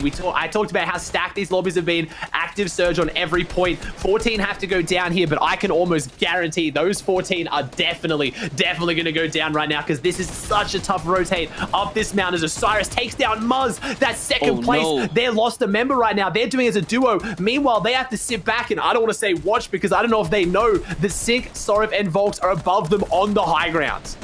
Yeah, and you know what? I'm seeing so many names that are just relatable to the top 10 standings here, still alive in this end game. There's going to be some upsets right now, and definitely some breakaway favorites here. As we're still looking at the action unfold, here's Nubatoon, Fresh and Rel. We talk about those names that matter a lot. These are one of them. In that top 10, they're trying to continue to do big things. They're already at 4 eliminations. That's the best we've seen them in. This is one of the better games we have seen them in, and position-wise, they have material to mess with. So, looking very solid. Osiris trying to make his way through. He has that RPG. I don't think he's really been able to put it to use right now as Volks is down a little bit here. So we know that Volks is known for doing this jumping down and fragging. He goes down. He goes through the whole lobby if he can. He often coins it as free mowing right now if there's enough players down there that he can actually find to get those eliminations because they need points right now. They're only a little bit clear of second and they want to have a huge surge up. 18 builds right now for Sync on the front side. They have the builds to close this out and they know with zones pulling up and up these mountains, this is where Volks can drop down and put some big damage as Jinx, Alec, and Worthy fall outside top 5 yet again. But Cork, Suns, Tui, the team that started today in 5th place, are still up as a full trio. That's the only team that's going to be able to upset Sync, Volks, and Sorif on the high ground. But Zone goes back across. Sync, Volks, and Worthy Sorif have to drop down here to do what they can to close this lobby out because it's going back out across the mountain and they don't have the builds to stay up here for too much longer. Yeah, we have 5th, 6th, and 7th place all in the game for an instant. They're going back and forth. They're Fresh is going to wipe out the 7th or the 5th place team, and now we still have Cork in this. Cork still looking to fight his way up, so we're definitely going to be seeing a new standing. And somehow, Fresh is still alive, and so is Rel. Here's Suns and Tui, though. We knew they were going to come. That's a 99. That's another one. That's even a better one there onto Tui, and we might be seeing a 2v1 for the big Fresh right now. Can he clutch up? No. That was a great attempt. Rel does have a little bit of help to work with, but there it is. He ends up falling. It would have been a legendary effort just outside the top 3. Fresh having that big boy tack. His win condition unfortunately goes down there, but fortunately for Cork and Suns, though, a team that's shown such a monstrous effort here this weekend, up there on the leaderboard right now. They need this. Suns and Cork are down there. Suns is down the bottom low ground. He has no builds. Volks is dropping down. This is where Volks is so dangerous. He's got a big shotgun, but never mind. It's not going to come down to the shotguns. It's going to be a firing range. It is shooting fish in a barrel, and we have Sync Fishy on the high ground. They take out game number 2's dub, and that was our first place team coming into today. First place team coming into that game. They lost Volks early in game 1, Monster. They all stay up here, and what a ridiculous performance. I don't know. I didn't really see second place get a lot of points in that one, so I think they might be jumping ahead again. Oh, yeah, they're jumping very far ahead. If anything, the other teams 5th, 6th, and 7th are they going to be the ones on their heels. Yeah, I don't know. We'll have to see what the analysts think about that one because I know we had, obviously, Timmy putting a lot of stock into Muzz, Looter, and Speedy. They were there in the end game, but they just weren't there in the same way Volks' team was. So, Vandy, break it all down for us because, again, we got one team pulling ahead. Thanks so much, Ozzy. Yes, absolutely. That's what we're here for, to break it down. And I'm going to actually use Fallout to help me out with this one because we actually noticed Sync, Volks, and Sorf relatively uncontested for this high ground. Yes, this was a tricky zone, but they really translated it into a win. Yeah, absolutely. I think it's just their awareness of verticality. The games that they've won, they've actually had 3 games won. All 3 games, well, they're aware of verticality. They're able to actually hold high ground uncontested. And from then on, it was really free in a lot of ways, Vandy. They're able to maintain that high ground and, of course, take advantage of the fact that every other team was really struggling. That was a tough zone for players. And, of course, we saw the beautiful snipe right there from Tech. But very, very tough zone. And I know Ozzy mentioned Speedy, Looter, and Muzz. Yes, not a great situation there for them, Timmy. What didn't necessarily go well? Was it really verticality and not being necessarily vertically aware there?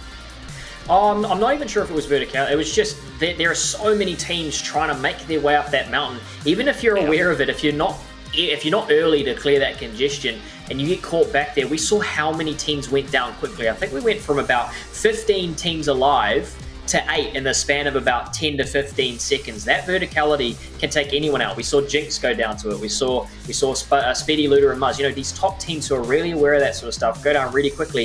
If you're not aware and you're not quick to clear that congestion that happens on those levels, you're not gonna last for very long. And as we can see here, these teams get cleaned up so fast as these teams all try and clear that congestion down on low ground Fallout. Yeah, that's right. And you know, one thing I saw in replays as well was Repulse, Forbes, and Tyrax fighting in Storm against Jalen, Squeaks, and Co. And really did not like that fight. Did not work out for either of them either. Hope we avoid that in the future. But Fresh really popped off here. That was brilliant plays from Fresh. He is one of the best close quarter combat players in terms of his ability to use that attack. Great quick edits. Nice job from Fresh and Rel surviving and getting 4th place. That's going to help them out significantly. But really, the whole story there, Vandy, it was the Sync and Sorif show. They hold high ground. They take 1st place. Them alongside Volks. That's only going to help them in their standings. They're going to even greater now have a greater lead over everyone else. Oh, absolutely. And I mean, let's take a look at the standings because, of course, Aussie has been championing this team. So he'd be very, very happy that his prediction is doing so well because they're sitting pretty at the top of the leaderboard, Timmy. Yeah, and they're starting to stretch away, not from 2nd, but from 3rd as well there. There's a pretty significant gap there between 1st and 3rd points. But, you know, Muzzluder and Speedy there in 2nd within striking distance, 39 points difference. You know, one bad game and one good game can make all the change. And that's what we're saying here. You know, there's so many points on offer for anyone who comes 1st and 2nd. If you're out of that lot, you know, you can let people catch up to you. So as we say that, we've got a really close run there for 3rd through 5th. Everyone with the same amount of points. Basil, Jason, Vortex on 179, Suns, Tui, and Cork on 179, and Pumpkin, Cyper, and Suns also on 179 as we move over to 6th through 10th here, Fallout. Yeah, that's right. So evenly matched. It's insane. Also keep in mind Sorif, Sync, and Volks. Most victory royales with 3 and most eliminations as well with 53. They are popping off. Rapta, Prizzy, and Oatly, our team that really was the highlight team for the first few games yesterday, slowly kind of falling out. They unfortunately got eliminated early there. But Fresh, Rel, and Nubatoon, good game for them in the grand scheme of things. Look how evenly matched this is, though. So many teams at 179. Rapta, Prizzy, and Oatly at 172. Fresh and Rel not too far behind with 152, all the way down to 10th place where we saw a downward spiral, downward progression there, or digression, if you will, for Brezzo, Culture, and Lunar, unfortunately, Timmy. Yeah, and Raptor, Prisionoti not out of this as well. Remember, 179 was what those other guys are. So only 7 points behind. We've got a really, really tight race coming in these last 4 games. But as we go through 11th through 15th here, 109 for Bathan, ZX, and CO. And 12th there, we got Zans, Aura, and Raku. Look to see them make a couple good games here in these last 4. Kazuki, DJ, and Kriz, a team that we maybe not be expecting to see this far up, but awesome to see them up here. Consistency, that's that word that we're looking for. Just consistently making it through those last 4 games here can make a big leap for them in the standings. Will Ronan and Ashes, I'd like to see a bit more from them in these last games here as well. And then at the team that you keep going on about here, Fallout, making a good little jump up into 15th. We've got Neo, Fab, and Chemo. Yeah, that's right. We'll see if they can continue that. And keep in mind, as we take a look at the last page here, there's a difference between 11th through 15th taking home $900 and 16th through 20th taking home $750. So that's a key threshold you want to keep an eye out for. And of course, Repulse, Forbes, and Tyrax want to break into that next threshold if they can. If they continue to storm fight, especially against a team with as much ability as Jalen, Squeaks, and Co., that's going to be really, really tough to do. So hopefully they decide to kind of pick different fights or better fights coming in this next game. Obviously a tough situation playing from behind here. But you also see Talon, Jedi, and Toy Swag with quite a few eliminations there. District Bantis and Gusos, Wojciech, Mania, and Trexy also in 18th place. And then, of course, the team we talked about yesterday, Giovanno, Puma, and Mr. Tassi in 17th. We'll see if they can find it within themselves to go big here in our last 4 games. You really do need to be able to go big because after this next game, that's officially the halfway point of day number 2. And then you've only got 3 games left. So you don't really want to be in that position where you're kind of waiting to make your move, it feels like. But before we kind of jump into this next one, I just wanted to ask you guys, because we have seen some tough zones. And Timmy, we were discussing this a little bit off air. A really good team is a team that has prepared for any zone getting thrown their way. Because even Aussie was saying something like that as well, where you have to be prepared for anything. Yeah, definitely. Now, we've seen, final after final, there is a tendency for zones to continuously pull one direction. So again, it's all about those proactive IGLs, getting you into good positions, sorting your surge early, and going from there. We're seeing good IGLs come out on top today. So, waiting to see someone else make a change here in these last 4 games here, Vandy. Alrighty, well, it sounds like match number 3 is going to get ready soon. So let's check in with our casters, Aussie, Antics, and Monster. Thank you so much, Vandy. We're about to hit that halfway mark here. But again, obviously, I say halfway mark on day 2. We are already well and truly into this competition. And it looks like Volks' team is managing to pull away a little bit. We saw how quickly that can change. Game number 1, they fell short, but a victory out in game number 2, Monster. This team is so consistent right now. They did take the high ground on half-half, which I usually said hasn't been a massive recipe for success on OCE, but they put it all together. Yeah, you know what? Now it's looking like a 7-horse race here. It's really looking like things are getting interesting. Top 7, all of a sudden, is very much in the question, in the conversation right now to walk away with this entire weekend. Sorif, Volks, and Sync have a fair bit of work ahead of them as far as, you know, just remaining consistent, not dropping the lead that they've already built up. But everyone else has been pretty hungry, and they're looking pretty good out there. Yeah, you've got to be hungry right now as well because you've got to shake off the nerves or I guess the complacency. Some of these teams right now who are down there on the leaderboard, it's going to show who wants it more. Do you have the mental fortitude? Are you going to give up because you're down on the leaderboard? Are you going to take the last final chances you have to push yourself up? Maybe not even for the money, just for the pride as well. You want to finish as highly as you can because we have 3 more trio FNCSs this year as well. You want to make a name for yourself and at least do yourself justice that you can, maybe something didn't go right this time, but next time is where everything's going to work out for you. So I want to see who can step up and continue because I'm talking about down there on the leaderboard like I'm talking about players who this might be their first time. We have FNCS champions Jinx, Alec, and Worthy who need to at least do it for the pride here now. Yeah, definitely. I can't believe they're having such a struggle right now. But you know what? Their day 2 is, I'd say, a lot better than their last day where they left off, right? At least they ended on the Victory Royale. They got a 5th and then a 6th here. So they're definitely on that upwards trajectory. They're doing so much better today than they did if you were just comparing it apples for apples of their performances yesterday. If they could have started off as strong as they did today, they would be in such a good spot coming into this. But you know what? The race is not over. We're on to game 3 here of day 2. So this final stage is still setting up, and you know, at the end of it all, Aussie, we're gonna crown a new champion or a potential old champ. We're gonna find out. And with OC, there's so many big names we haven't really seen show up here. All it would take was, let's say, for example, Repulse God's team didn't take that 1 fight too many against Jalen's team. They make it to endgame. They have that RPG. They could have upset things massively for Sorif, Volks, and Sync. So you never know how the storyline is going to change. You can never say that it's all done and dusted. They've got their lead, but we saw Sorif's team coming into this game, this day 2, with over a 30-point lead as well, almost a 50-point lead, and it got brought back again. So Muzz, Luda, and Speedy are right on their heels, ready to do this. I saw Muzz go down early in that end game just to a stray shotgun shot he didn't see coming. So if that doesn't happen, they're back up there as well. So there's plenty more games to bring this back. We're not even at the halfway point here for day number 2.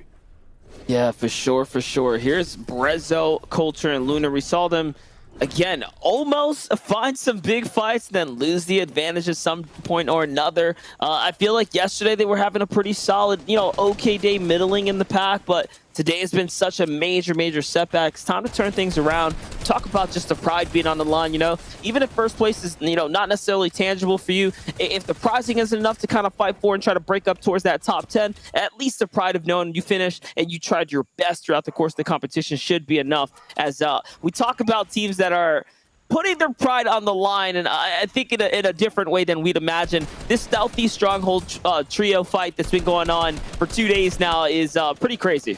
Yeah, I want to imagine what these DMs look like. Like, you and me have been in the competitive scene long enough, Monster. We know what it looks like when 2 teams clash over and over again. And man, that one must have been pretty insane. They must have said some things as well. As Brezzo, Culture, and Luna right now building up into this fight. They're on the low ground, seeing what they can do. And man, they've been getting in some big fights over this exact same area. It's literally this exact same hill that they keep wanting to hold down and set up on for their Storm Surge. Skits, Osiris, and Dana, the exact same team, not wanting to let them do that. And I get it, it's a good position, but right now, that team is looking so much worse for wear. And look at Brezzo's loadout right now. This isn't a team you want to get into a fight with. They have more builds, better loadout, more shield, as Skits and Dana have to disengage right now. As again, you talked about it, this fight is breaking out yet again, and it looks like the MG boys might have the advantage. Yep, and that's going to be another quick pickup there, and here it is. They're going to finish it off right now, extend the fight out. 3v2 situation, Chug Splash is already coming out. On the other side, that visual cue, you can see it all, of course, unfolding here. It's HVT. HVT is actually really healthy. I don't think they have too many minis. Yep, he's going to have to drop them right there. So already digging into the heals, the very prestigious little bit that they have. This is a good draw spot, don't get me wrong, but you're telling, or you could tell already, 2 teams looted this whole thing out probably and they barely have anything to show for it. I think the last thing you can go off is if you win this fight early enough, you can then go for some of those fishing holes. You see one there in the top left as well, which maybe you don't have time to go for when you're contested. But yeah, they've pretty much looted all of it. It is a good trio drop. It is not a good 6-man drop as Rainey goes through that stair, phases in. You talked about how HVT, also known as Seldom, had the good loadout. Well, he's gone down here now, and it's all up to Box FNBR, who can't do much to stop that one. And it's going to be the MG crew who are going to win this one out. And I mean, I guess win. They won the spawn fight. Like you said, this is probably for pride at this point here, but I also want to throw like another one in. It's for experience too. You got to remember, we got 3 more FNCSs like we talked about. You've got to know how you're going to be mentally affected by the games. You got to know how you're going to play the games in general. So I like to see all the teams taking this as seriously as they can to the very end, just at least for the experience, because you're going to have big prize money up on the line for the end of this season, or the end of this year, I should say, with 3 more FNCSs and $8 million worth of tournaments that we don't even know yet, Monster. Yeah, I definitely agree. And we have a sneak up right here. That's a little bit of an ambush play coming out of Suns, Tui, and Corky. He's going to find some major shots there. And that's from an upgraded AR. So this is the kind of damage you're looking for. Legendary tactical in hand as well. Unfortunate they don't actually conclude on the elim there though. The enemy gets away. Don't get the 2 points, but they get the positioning, and they've built all this up in hard mats now. Bluesy goes down to this other team. They're on the high ground right now. Look at the loadout. They don't need anything from this fight other than the damage and the points for the eliminations. They have the huge advantage, and we say unfortunately, but potentially by them not going down there, by Bluesy not going down, Lazy Reckless Bluesy have kind of condensed themselves in this area. This other trio's rolled in as well, and Cork's team up above is looking fantastic position to just keep unleashing on all 6 of these players. It's kind of crazy coming into this too. The 3rd, 4th, and 5th all had the same amount of points, guys. So, you know, these are still important pickups for any trio to go ahead and start jumping your way up, start gapping your way away from these opponents, because for them, a 2-point swing is the difference in where they stand in 4th and 3rd place. That's how close it is down here, or up here on the leaderboards is how I should say it.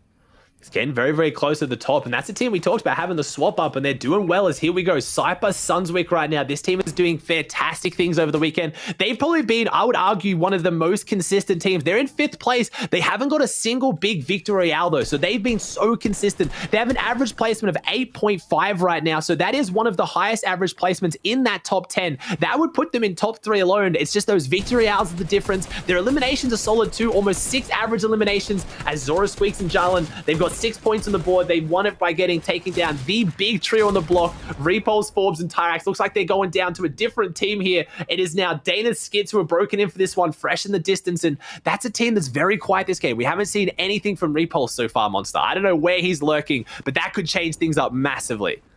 Yeah, listen, you know, chances are he's somewhere setting up a fight, you know. It's probably safe to assume at this point, yeah. He's probably already battling here, but no, you know, most likely not. Probably, you know, again, try to bounce back here, figure out, maybe reevaluate the strategy. Only a team has fallen, and then, you know, odd some number of players from other trios. So this is interesting. It's a much slower game. I do wonder, you know, typically later in tournaments and, you know, historically, these games, they start to dwindle up. People start to give up and stop caring. But for OCE, for what we've been seeing across all the FNCSs so far, these rounds, they are taking them very seriously. I think everyone's playing their hearts out to try and walk away with the best placements possible. I mean, 95 players out of 99, that is actually insane. Only one team has gone down so far, and we saw that in the Stealthy Stronghold fight right here at the hands of the MG crew. So things are playing out here as we see MG Chris, another player of MG on a different team, go down to Nubatoon. So big one for them, but this is the effect of that Stealthy Stronghold long drawn-out fight. They're now making their way in with bandages and not a very solid loadout as Clean, Rivley, and Apolox, a team who's getting pretty much all of their points on the back of eliminations, not so much placement, are in. Oh my gosh. An absolute what am I looking at? With the perspective, you and me see this a lot, Monster, right? With the spectator mode, sometimes we assume these players are off in the distance and you're just seeing the nameplates. No, if you look at the mini-map, this is like 14 players on top of each other here. Yo, we got everything and then some right here. You know, it's the whole appetizer and the entree. Let's take a look though. Squeaks, Jolin, and Zora trying to sneak on in right now. Apolox up above, Rivley here. We have everything you can ask for. Bob breaks a little bit of people low on the leaderboard, high on the leaderboard, right? But that's what we talk about. We just talk about how there are so many players alive, Everyone's taking it serious. We all want to play for a good position at the end of this tournament. And this has proven it. They're in the zone, right? They have to play for these spots, and no one's just throwing their rounds away. No, they're fine for pride here as we see another trio set up on the hill there as well. We see them set up that southeast section of sides with a beautiful drop in. That is a fantastic one. I like that too, but never mind. Apparently Fortnite doesn't like it though. Apparently it doesn't work. You and me are talking. This is a great play. It's fantastic. And then all three just drop instantly. Okay, never mind. You're kidding. That never happens. Usually Windows. They caught him. They got the ambush. Like how? I think it was just the shield advantage, to be honest. They dropped them down. They didn't have the shield. Movrik's elusive, and I believe Machu as well all had full shield. And looking like we're going to get elusive going for the Mandalorian jetpack. I don't know if that's the item that I'm really trying to go for in that situation, but it looks like that full trio white is enough to signal the rest of the trios to disperse, to break up and hit the dash. I was gonna say, I have a production ask, just that in slow motion, please replay. Like, just what? How did the shots? What did they hit for? How did it all happen? It happened so quickly. But they exchanged with the jetpack here. This is something we don't really see very often. It's almost like I forget it exists in competitive, but it does. It does. And we see Tui go down here, unfortunately. So again, we talk about teams on leaderboard. That's our 4th place team. They've lost Tui, or at least he's been knocked here. It was at the hands of Remy again, who, if you guys remember, was the player who knocked Volks in game 1. So I don't know if it's Remy with the snipe or Remy's just finding the good angles, but he is really upsetting things here today for those players, the top of the leaderboard. If you guys are just tuning in, you don't know how the leaderboard is stacking up. We have Volks' team in first on 253 points, Muz's team in second on 214, Basil in 179, and then Suns on 179. And then we have Cypher on 179. So we have a 3-way tie for 3rd right now. And 2nd and 1st, though, that's where the big jump is. So all eyes on Volks, Sorif, and Sync right now to hold on to their lead. And look at this, Basso, Vortex, and Jace taking a fight right here. 130 damage below. This is going to be a box fight. We talk about the rules of the surge engagements. If you're taking the box fights, you've done something wrong. The strategy wasn't quite there. And this is a risky one for a team that's got so much riding on the lines here. And again, the team that they're looking to chase is now changing layers, going way on down. So, unfavorable for them to chase now. Yeah, very unfavorable one for them to chase, as well as Mania Trexy here. I talked about how they're a team that had a huge performance in the heat, had a lot of pressure on them coming into these finals. Now, Mania's been grinding since, again, the beginning of competitive Fortnite, not seeing the fantastic success you'd hope here today, unfortunately. Maybe has a chance in the next FNCS. I don't want to count him out just yet. Can maybe come back from this one, but it's been a struggling performance here as Basil, Vortex, and Jace are above them, and not a great loadout to close this one out with, though. Yeah, it's looking rough for wear right there. Take a look at the world map, though. You can see there's a big chunks of empty spots here. Everyone playing the outskirts and any kind of mountaintop that they can hold over on the eastern side. And now it's going to be time to get the move on, though. Players are going to have to begin rotating. The POV's on screen right now. Fresh and Basil. Players that are doing phenomenal so far, day 2, but Fresh is going to be able to find a body here, carry it back, and that's perfect for the surge. And again, the loot, the situation he's in, he's got the zone to play with, but this is the zone where you want to get going, right? You don't really want to play the edge here, so I feel like for Rao, Nubatun, and Fresh, they picked up some good stuff. Now, pack up your bags and get on out of here, right? Like, get off of this edge would probably be the best play. Well, we had 92 players alive when we got that Storm Surge warning. We still have 5 players up right now. So we talked about people playing for pride, playing for practice, playing for money, whatever they're playing for. OCE is here to play as Nubatun. No. Oh, no. No. Nubatun ran out for that loot, gets dropped down, gets shot down, and gets finished there. We talked about what's going wrong here. So Fresh and Rel have to go on and clutch this one out. Fresh goes down after Nubatun. And man, I have a feeling that one's going to get clipped. I made a joke way back during the first week of FNCS that unfortunately for Rel, it's almost like having a kid on a leash here with Nubatun because he's just running around everywhere going crazy. My man's got the mechanics, but he just gets a little bit too excited and runs for that loot and gets chopped straight down. But Fresh is there to save the day as Machu now gets sprayed out, though, which gives Nubatun and Fresh the chance to get out. But no, Fresh goes down instead. Unfortunately, Fresh pays the price there for Nubatun's mistake. And now it's the dynamic duo of Nubatun and Rel who have to close this one out. That's one of those things where if you put it on a scale of 1 to 10, you're upset. You jump down to save your boy, and then you get traded out when you've been, honestly, the clutch, the real glue to this entire formula, this entire trio here.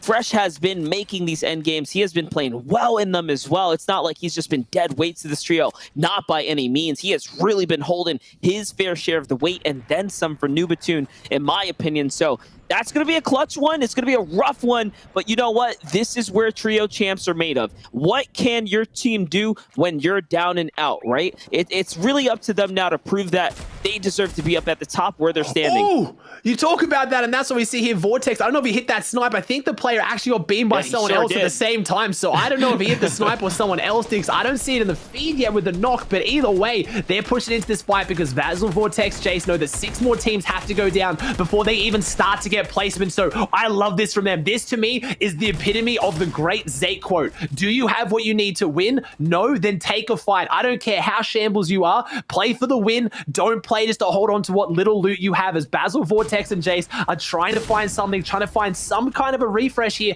to get what they need to close this game out. Because right now, if you look at the loadout, you know they don't have it as they're working their way in. And unfortunately, it's Jarl and Squeaks and Zora on the other end who just held off Repulse God's team last game. They have the God tactical shotgun there as well. So that's going to be a scary team to try and go for a refresh on. Yeah, but you know what? That's the thing. That little bit of surprise factor could be the difference maker in you winning a fight or you losing it, and them doing it on their own terms and pace, try to hop on a team is probably the best way to do it. They don't have a lot of ammo to work with. They do not have any heals to work with. We saw that, that's for sure. So again, they need a refresher, and you know, the Zake quote stands true for good reason. It does stand true, as here it is. Worthy, Alec, and Jinx. And I feel bad because they're not having a terrible performance by any means. I want to make sure people at home know that. It's just because these are our FNCS champions. They've come back, and there it is. They go down as well. So this is going to be a tough one for them to come back for. We're seeing big changes. Jace goes down to Zans here. Oatly goes down to Speedy. So that's big. Oatly's team dropping outside that top 3 now, but going down to our team in second, where you need to see Speedy, Looter, or Muzz have a huge performance here if they want to jump up and catch up to Volks, because it's going to be unlikely we see what happened in game 1 where Volks' team went down without getting really any points at all. They're going to keep getting those small amount of points, so you need a monumental game, as here it is. We have Basil and Vortex trying to hold on here. Jace has gone down. Raikou goes down. This main building at Lazy is an absolute war zone right now. Rough, and there it is. The 3rd place team gets wiped up and taken out of the competition. That's Basso, Vortex, and Jace down and out for the count. It's up to Suns 2E Court to go ahead and hop on up the standings. And then, of course, you have Cypress, Sunswink, and Mako here. That team that's been a bit of a sleeper. We haven't been talking too much about them, but they're around. Keep an eye out on the feed to see if we can find them here somewhere alive, lurking in the game. And then, where's Sorif, Volks, right? Where's Sync? Where are these guys? Because they're still in 1st place. I don't think I've seen them in the feed, so I'm assuming they're up somewhere.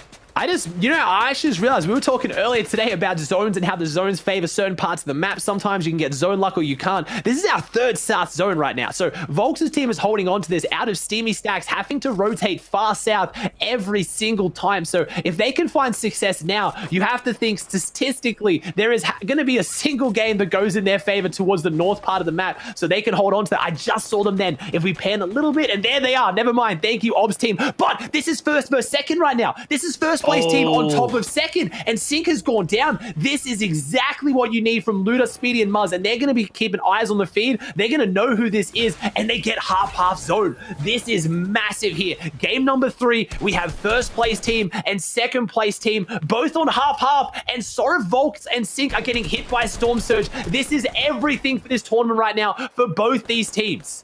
I'm so surprised they even let the pickup happen there. They actually let them to get back in the game. 172 damage below. You know what? The Storm might do the rest, and even if it's going to do some irreparable damage, if you will, it's costing them all of the shields, everything they saved up to for up until this point here. Only one player has to go down. That's why they're not looking for damage. They're trying to heal this one out, but this one player will not fall. This Surge game has been ridiculous. Every time you see that pink little bright light on your screen, that is our 1st place team. Volks, Sync, and Sorif getting hit with Surge because they're 2 tags below. 49 below. They just need to hit anything with anything, and there it is. 50 players. A breath of fresh air. Volks has 2 big pots left. Sorif has nothing. Sync goes down here right now. Zedox is getting in on our 1st place team. They've taken down Sync. They've taken down Volks. It is only Sorif left standing. This is disastrous for our 1st place team right now.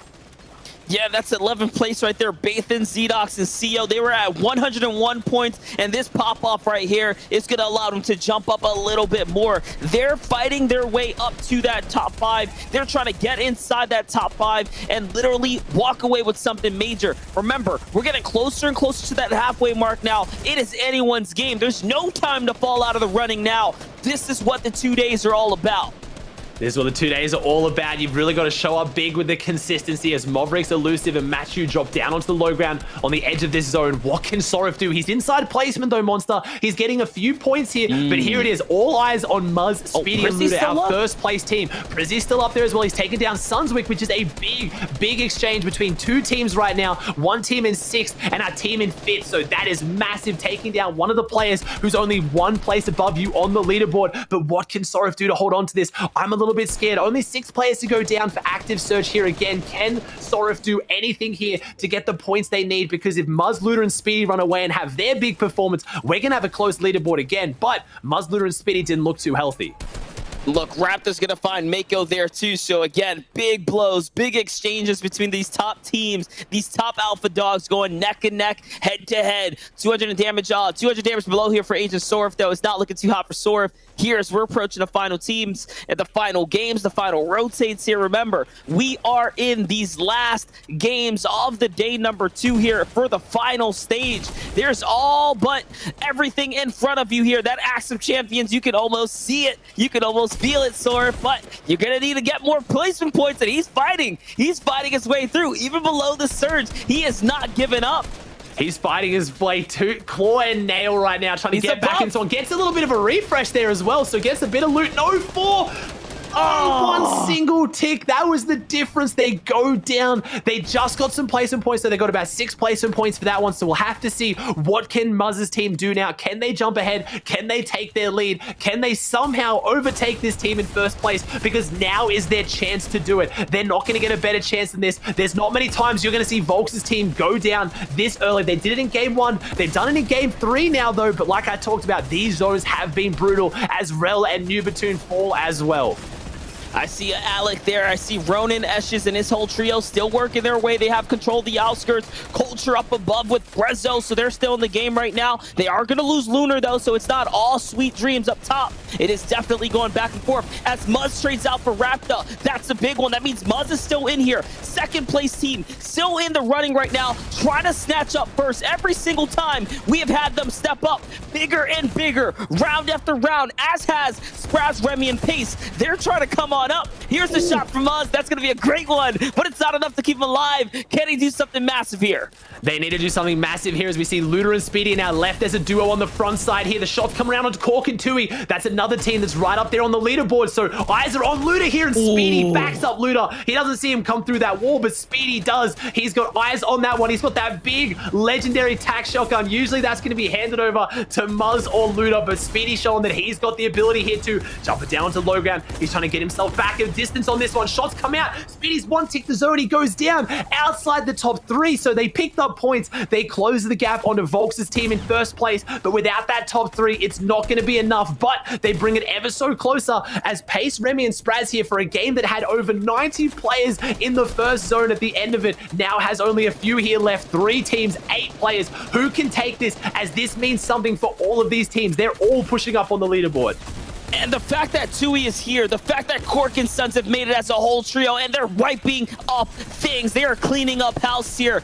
They're just trying to take this all home to the bank, and they're doing just that. Couple elims on top. These are some fantastic games and some phenomenal clashes between big trios right now. Day 2 Aussie has been nothing short of impressive, and we're seeing new names, old names, everything show up right here, right now for these final moments. Cork's got to step back in, only 28 health. Spraz is out in Storm trying to use these floppers as well. How many times have we seen 3v3s this weekend, Monster? They're the most fun way to close it out. And Suns gets absolutely beamed by Remy here. Remy's dropping down. Pace is dropping down. He's got that blue tag. Gets 1, gets 2, gets all 3, I believe, potentially. And that is a huge game for this team. Only 6 eliminations, but that victory royale, that 30 points is oh so sweet. But it's all going to be about breaking down that leaderboard and seeing how close did Muzz, Luda, and Speedy get back up to sync Volks and Sorif, because unfortunately they went down early that game, Monster.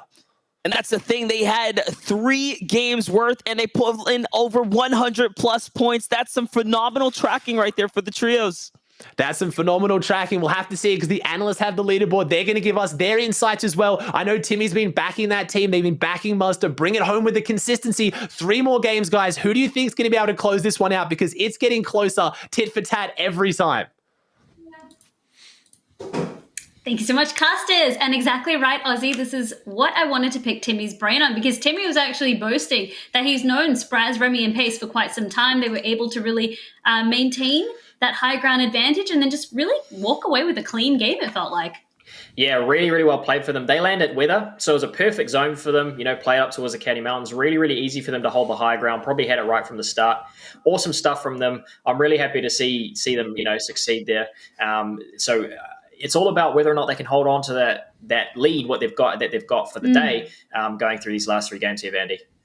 Oh, absolutely. And it was interesting because a lot of the names that we saw, they fell down a little bit early. So you were kind of hinting towards this where we're not maybe going to see too much shift on the leaderboard. But of course, we'll get those standings for you afterwards. We are going to jump to a short break, and then don't go anywhere because match number 4 will be right after the break. So we'll see you soon. Don't go anywhere.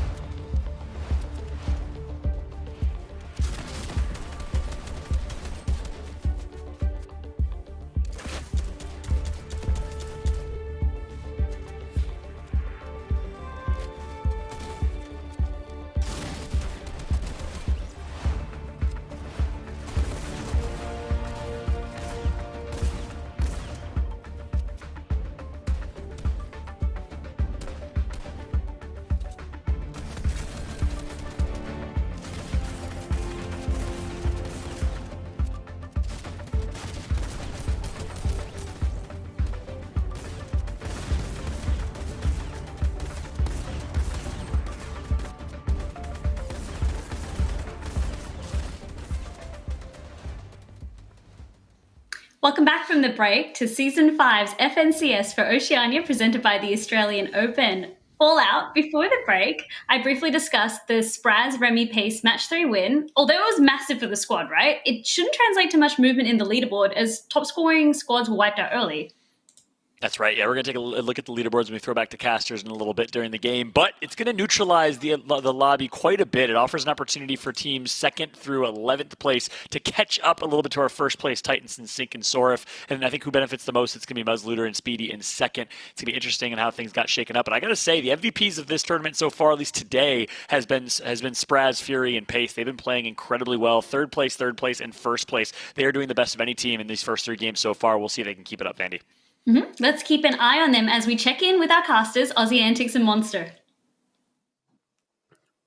I mean, right now it is all going down, Vandy. We have 3 games left. We've gone past the halfway mark, but pretty much it's kind of the 3-quarter marks. We've already had all of our games on day 1, 3 more games to go on day 2, Monster. It's going backwards and forwards to the top. We saw Sorif, Volks, and Sink go down early. That was the chance for Muzzluder and Speedy to jump up, have that huge point rise they need, but unfortunately they went down pretty early as well. They brought it back a little bit, but it's still sitting at about 20 points the difference between 1st and 2nd. Remember, before that gap was about 50 points, so they have definitely been doing what they had to do, right? They're getting closer and closer. Now look at this. The 50-point gap goes down to 3rd. So Suns 2 in court, they have the same hurdle to overcome that Muzzluder and Speedy had coming into this whole tournament. So honestly, hats off to all of these guys that are keeping up with the competition and staying consistent, being reliable trios, being reliable teammates all the way through right now, because we're watching some really good games. And the way it's going, the way it's tracking, we're at the halfway mark of this this competition right now. There's only 3 more rounds in front of us. We could see some big upsets here. I don't think anyone's safe just yet. We're going to see some big upsets, but one thing I'm seeing stay the same, stay consistent, is these southern zones. I mean, this is so brutal when, again, you look at the fact that our 1st place team right now has been dropping out of the far northeast steamy stacks, and they got to keep hitting these long rotates as Osiris, Daneth, and Skits right now are having a battle out over Hunter's Haven. I talked about things not changing. This battle is broken down a lot of times here today, and they do go down. They go down at the hands of Talon's team here, and I said it. I said I haven't once seen this guy get an elimination this weekend where he hasn't hit the dance, and he hits the dance again. Looks like there's some things that are staying consistent, Monster. Yeah, for sure. But, you know, honestly, I want to bring the conversation back to Sorif, Volks, and Sink, right? I like where they are. And I think these zones actually favor them a little bit more than we think because, you know, the dead side, just look at the right side. Like, he's got, like, almost a clear path almost every time to the new zone. By the time they get down there, like, Alec is long gone. They got to go find their tags and fights, right? I think they have a pretty okay zone when it comes southeast, per se. Very true. That's also the advantage of Steamy Stacks, right? You have that superior mobility from the stacks. As we see Seldom HVT pushing forward here, and they're taking down the Predator here inside Stealthy Stronghold, as we have probably the fastest cleanup I think we've ever seen for that team there, getting their 3 eliminations on the board very, very quickly, as Puma now in a bad spot. Don't know who he's going up against, but it's going to be bad as Jarlan, Squeaks, and Zora here. Looks like they've pushed out of Sweaty Sands and into Fort Crumpet, into the edge of the map here. Jarlan's on 3 health, make it 53 with that little bit of Siphon. Picks up the minis, picks up the bigs, so the ability to get back up to full health, full shield, as we see Squeaks, Jarlan, and Zora trying to get their points up here. It's only 12 on the board, as Squeaks takes a sniper shot in the back, I believe. I'm not sure, as there's the leaderboard on the left right now. That's the stake. We have 3 games to go. We have had 9 of our 12, and we have Sorif's team in the lead, Muzz's team in 2nd, Sun's team in 3rd, Raptor in 4th, and then we have Cypher, Mako Pumpkin, and then Sunswick in 5th. So things are looking pretty close, though. Yeah, definitely. Listen, this tournament can go the distance here. I'd say as far down as still top 6 right now, still in this game. And in that 6th place slot, you don't see them on here, but it's Bassel, Vortex, and Jace. They've been playing some really good Fortnite today. Gotta keep an eye on them. Close on their heels is Remy, Pace, and Spraz, who honestly in 3 games have picked up 100 points. If they could do it another 3, I mean, they'll definitely be up towards that top 3 spot. Remember, that's really what's on the line here. Besides the active champions, but besides being the Fortnite FNCS champion here for this finals week, you can still play for 2nd and 3rd. Those are just great things to achieve because you will get invited to the next FNCS major. That is very true. Being automatically invited into the finals is a free ticket straight in. No pressure, no stress. That's if these teams stay together. I mean, you'd hope after a top 3 you stay together. But with Fortnite, you never truly know. As Bluesy, Lazy, and Reckless, our reboot round team is in a fight here now against Mavericks, Machu, and Elusive. And I would say coming into this Mavericks team probably has the better firepower. But at the same time, as I say that, they're being given a massive run for their money as Bluesy is putting up a good fight here in a 1v2. Has the health advantage, but still numbers. You never know in Fortnite. Yes, you have the health advantage. Drops in, never mind. Closes down that advantage right now. The numbers advantage is back. Bluesy in a 1v1 with a lot of health. Mavericks down below, but Mavericks is a very... No, it's Machu left up. Never mind. It is going to be Machu versus Bluesy on the high ground. Mavericks has gone down. Machu trying to bait out the medkit, maybe trying to make Bluesy believe he has less health than what he does, because that's only going to heal for about 16. Drop it down and getting more loot, more mats, more everything here. So this 1v1 is going to be pretty massive for both these teams. Not huge up there on the leaderboard for either of them, but at least for the pride.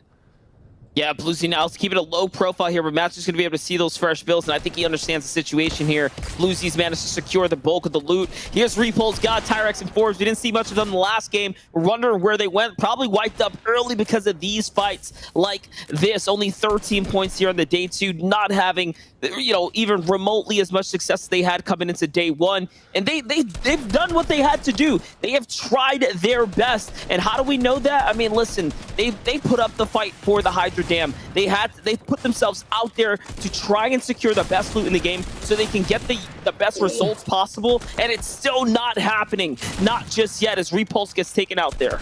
I mean, he had the Dragon Shotgun. He tried to put out some big damage, and he did put out some big damage, but that was a 3v1 inside that box. Forbes and Tyrex were up above. Repulse was down below in that fight, and things just aren't going the way this team normally sees them. As Raptor, Prison only, this fight means everything for them right now. Only 35 points here today, but they had a phenomenal day 1 yesterday. They were right up there, and right now they're still finding themselves up there on the leaderboard. They're in 4th place, so this means so much for them compared to Forbes, Tyrex, and Repulse, who have been trying to claw their way back into it, fighting a little bit more for pride. But it's a 3v2. If you're cheering on the vets, if you're cheering on the players who want to be up there on the leaderboard, you're cheering on Prizzy here, as Forbes putting up a fantastic fight. Doesn't have any builds though, down to 0 material. Tyrex only 23. Tyrex goes in. He's down to 4 health. He has the meds, but there's no way they give him time to get them off. Forbes goes down here, so it's just down to Tyrex in a 3v1. Prizzy, Raptor, and Oatly proving that they don't just play for points. They don't play for endgame wins. They all play for great fights in the mid game. They just took down the scariest fighting team in OCE. That is fantastic effort for them to hold on to that. 100%. It's the hunted and the hunters, and Raptor, Prizzy, and Oatly are the ones on the hunt right now, and that's a good way to kick things off, especially coming off of that 9th place they got in the last game with 5 eliminations. They only fell once early, and that was in that 2nd game of the day today. That was taking a 28th place. Other than that, they've had relatively very high performances. That's why they had such a strong foot in the door here, coming into the day 2 final stage right now. And you know what? A game like that, a run like that, in a previous situation that they just pulled themselves out of, I think they're on the way on the come up here. I think they're going to make their way back up to the top.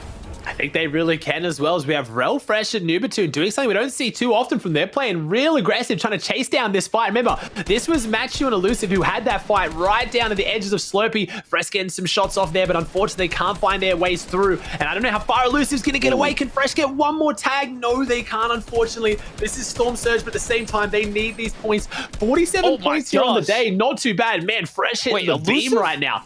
Good shots here. It is. Elusive goes down to Zans. There it is. But Machu's still up, so they don't get the points, but they do get their Storm Surge. And this is a team that's currently in 8th place right now, so Fresh needs to jump up here.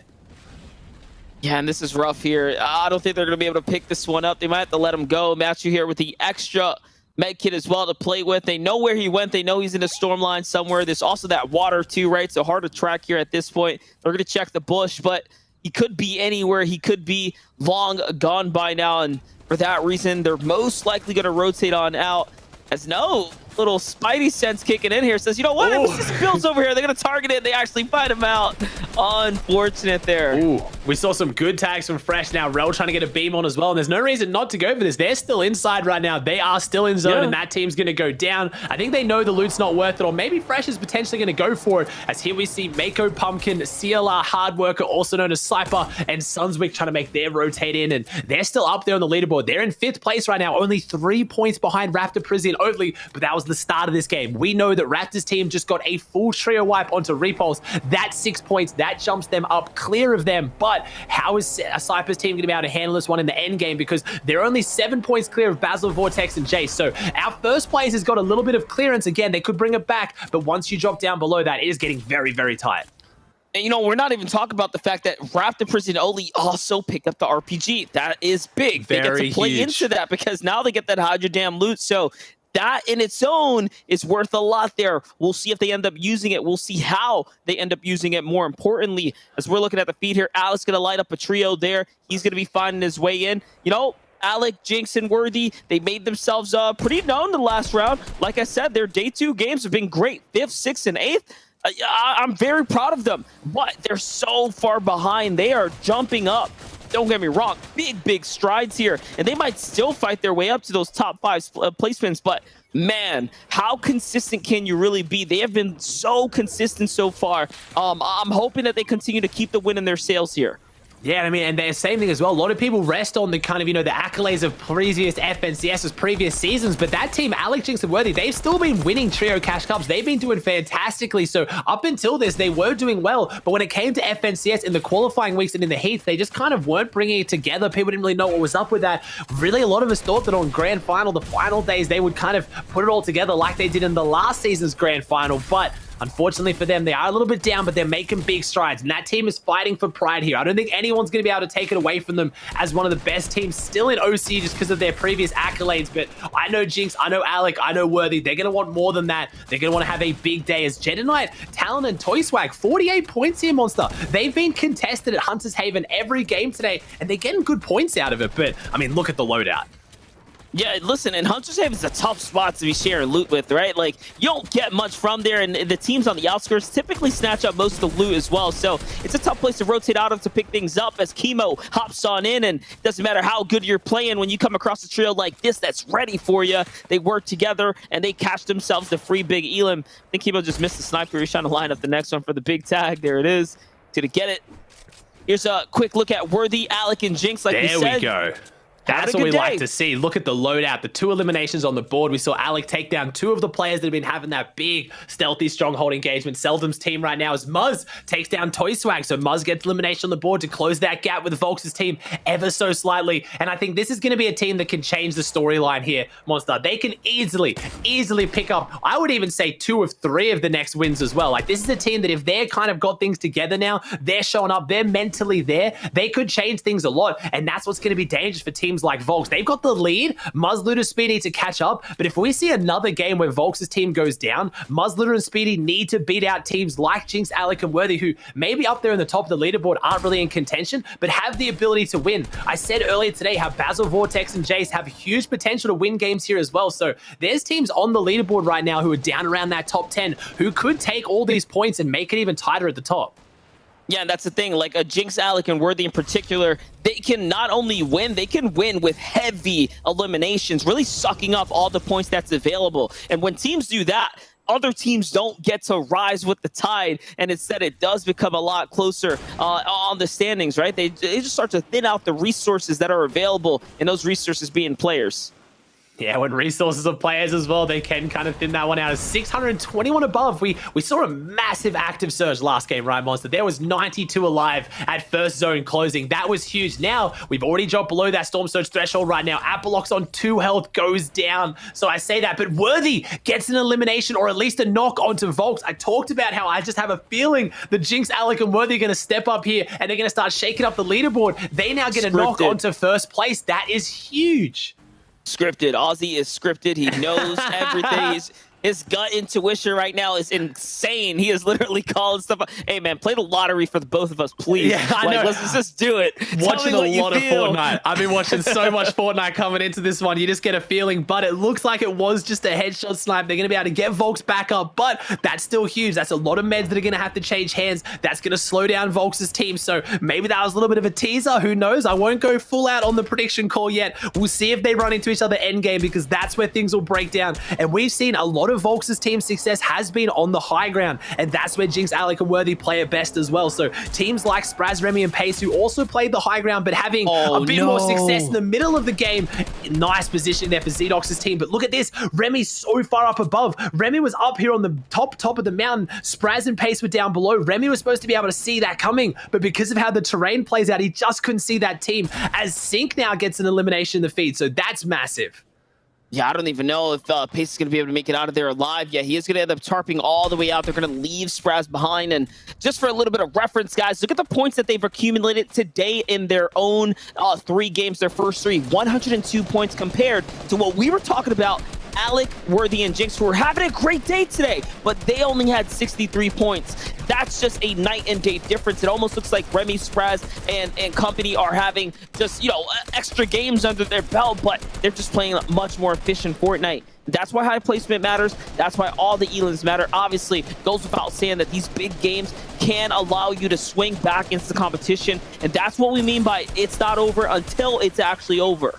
The only thing that concerns me for Remy's team here going into these final games is the fact that dropping in the weather station and that split around at these zones have been incredibly favorable. We've talked about how Volks's team rotating from north because of stacks isn't too bad, but if you're dropping on these mountains, which have a fair bit of loot, but usually their biggest issue is getting your storm surge and everyone's coming towards you, I do think that's a big factor in why Remy's team is showing up so massive here in day 2, but not day 1. But I don't want to take it away from them. They're doing things right. We've seen other teams get gifted zones, get gifted loot, get gifted early eliminations, and still not put it all together. So they're doing fantastic, but I want to see if they can hold on to it coming into the final games as Sync gets another knock and another elimination. That is going to be exciting because honestly, I have to put it out there. We saw Tekmar earlier hit that beautiful shot with the legendary snipe when I called it out. Sync is probably the best sniper in OCE when it comes down to competitive. Really does hit his shots, and I wonder if that's what's opening up these free eliminations.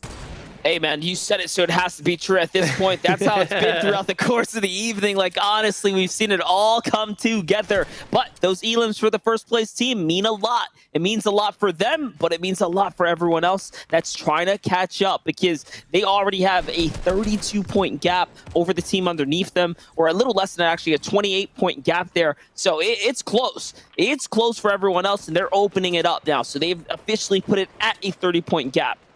And this is another tough zone. We talked about OCE being put through their reps. The first few games, yesterday's game seemed pretty vanilla, pretty standard, nothing too crazy. But man, we've now had 2 big mountain zones, those big misty mountains, and this is going to be so difficult. Teams like Jinx, Alec, and Worthy, who got up there earlier, looking fantastic. Pace, Remy are up there. Here's Sync, Sorif, and Volks choosing to go for a later rotate, staying on the bottom side, but getting big tags and big eliminations as Nito now walks through Zora, Jarlin, and Squeaks. They are out of this one as well. Outside the placements, 4 more teams to go down before placement starts getting divvied out.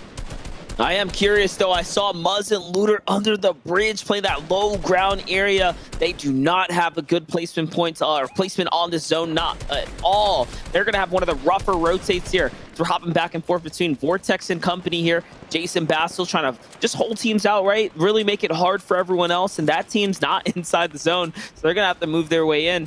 Perfect angles, though, to put this firepower down. This is where you want to start using and abusing that medium ammo that you've bulked up.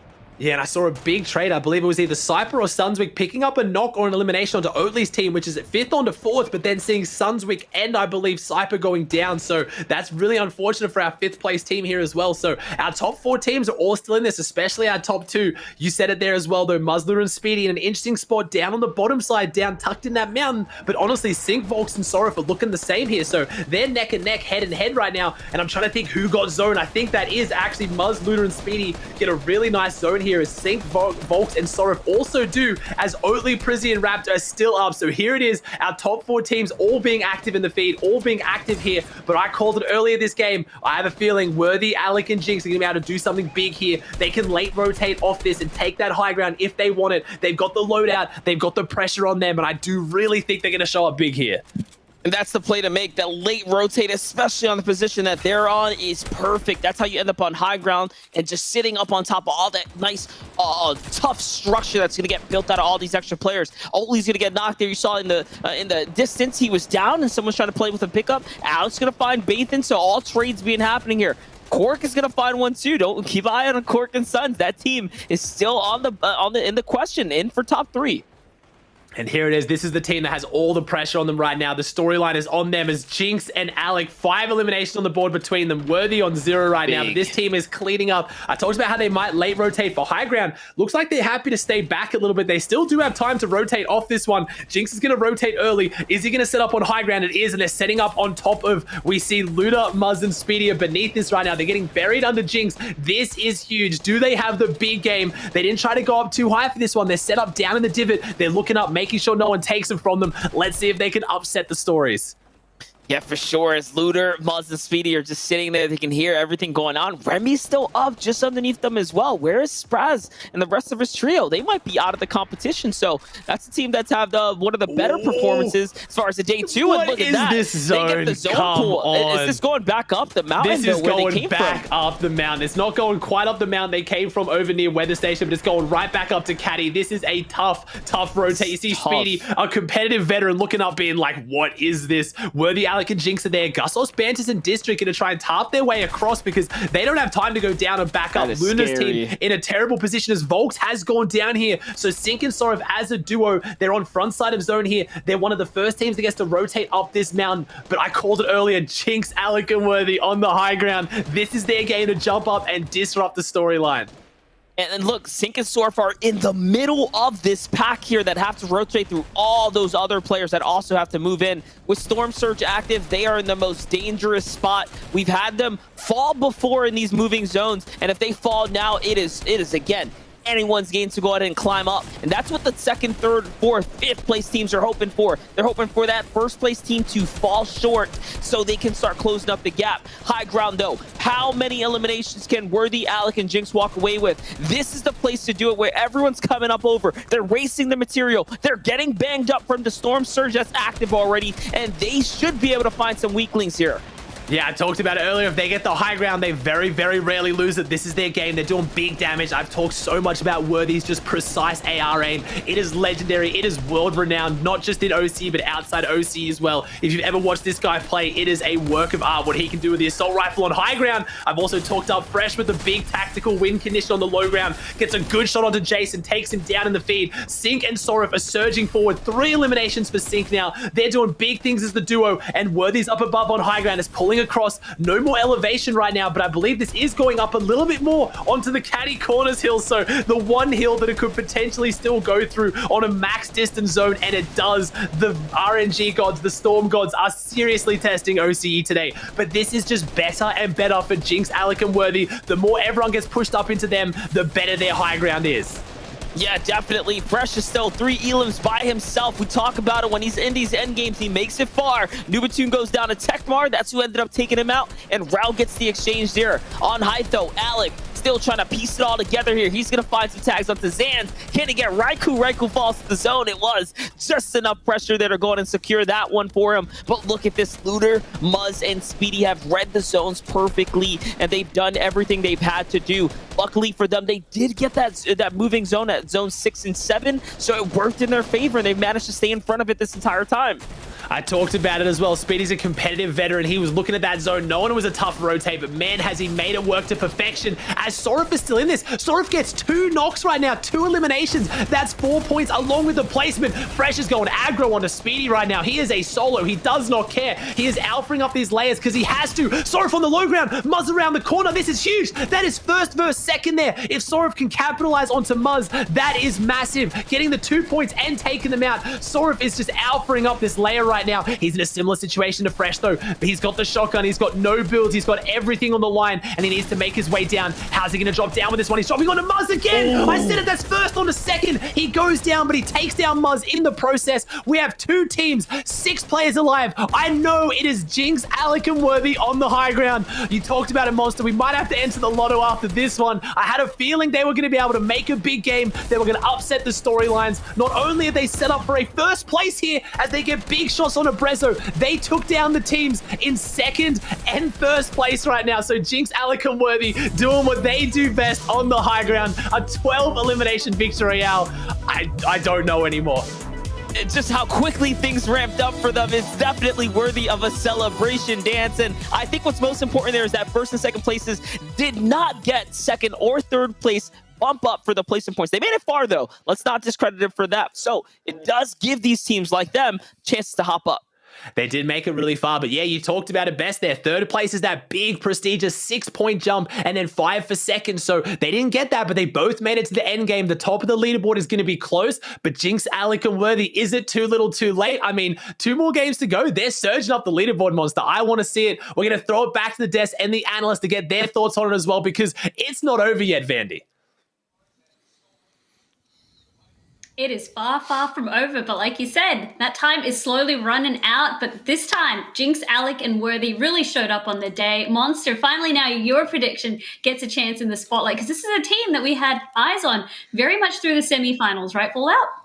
Absolutely. This is a team you could not sleep on, especially coming into day 2. Yes, they broke into the top 10, didn't necessarily have the best day 1, but day 2 is when they clutch up the most, and we saw it here in game number 4. Textbook Fortnite. They hold high ground, they get it, and especially with a highly vertical southeast kind of caddy zone, whoever gets high ground first is typically going to win that game, much like we saw out of Sync, Sorif, and Volks in game number 2, and they come out on top. Timmy, really good stuff from them. And the biggest difference, well, a 12 elimination game. That's one of the highest elim games we've seen so far. Yeah, and like playing height to perfection as well. You saw them claiming vertical space when they were challenged by Bantus, Gusos, and that trio for height at the start of half there. But claiming that vertical space meant that they were able to secure it without any challenges. And running through here, we saw Prizzy, Raptor, and Oatley go down before placement points started, but they got gifted a free 6 points from those guys there. And unfortunately, Spraz, Pace, and Remy lost Spraz early, but it was all about the end game there as Sorif made his way to around the top 4 or top 5. Brilliant work from him, and then same from Muspity and Luda. That is what we got to keep our eye on there, Fallout. Yeah, it's going to be a crazy finish here. I wonder if Jinx, Alec, and Worthy are going to break their way, probably not through this game, but maybe in games 5 and 6 into the top 3, and if we'll have a 3-horse race. But right now, truly, it's a 2-horse race going into that game between Muzzlooter and Speedy and Sorif, Volks, and Sync. And guess what? They all made it to a decent late game here. But really, here's the late game that we talked about. Here's where they really played textbook high ground to perfection. Were able to come out on top. Again, 12 elimination game. That'll be a 54-point game for them, I believe. So that's going to be huge for them in the standings. I cannot wait to see where they fall in the standings. Jinx, Alec, and Worthy clutching up like we expected them to in game number 4. Oh yeah, we need to see the standings. So let's go ahead and pull them out and dissect them, because off the back of that win, I assume that is again going to shake up the leaderboard, because in the previous round, we were kind of saying, oh, we're wondering whether these teams, they need to get a win to be able to go on up. And Timmy, they've done exactly that. Yeah, no, you look at that. They are really starting to close that gap. They're within 11 points of third place, Jinx, Alec, and Worthy. So that one win, with 2 games to go here, they're really putting themselves in contention. But Sorif, that big clutch at the end there, making sure he made those last bits of placement while getting a few elims along the way, gets them to 289 points, 26 points ahead of Muzzlooter and Speedy in second there. Suns, Tui, and Cork, another. I didn't think I saw them at the end there. That might have been a bit of their downfall there. Raptor, Prizzy, and Oatley, we saw them go down before placement points as well, as we saw, as I said, Jinx, Alec, and Worthy take the dub there. Let's see 6 through 10 here, Fallout. Yeah, that's right. Suns, Tui, and Cork is a team we haven't talked nearly enough about, but they're quietly in third place right now, looking great. 6th through 10th, well, it's going to be Basil, Vortex, and Jason. 6th place with 190, actually tied with Pumpkin, Hardworker, a.k.a. Cyper, and Suns in 7th place. Freshrel and Nubitude. We see them consistently make the late games, but we haven't seen them consistently get top 3, and we talked about how top-heavy these placements are. If you get top 4, top 3, it's a much more significant point differential. And, of course, in 9th, Brezzo, Culture, and Luna, they sneak their way back into top 9. Remy, Pace, and Spraz, really, it was Remy season in games 1 through 3 with a third, and first place finish from that team, but they quieted down a little bit as we take a look at 11 through 15, Timmy.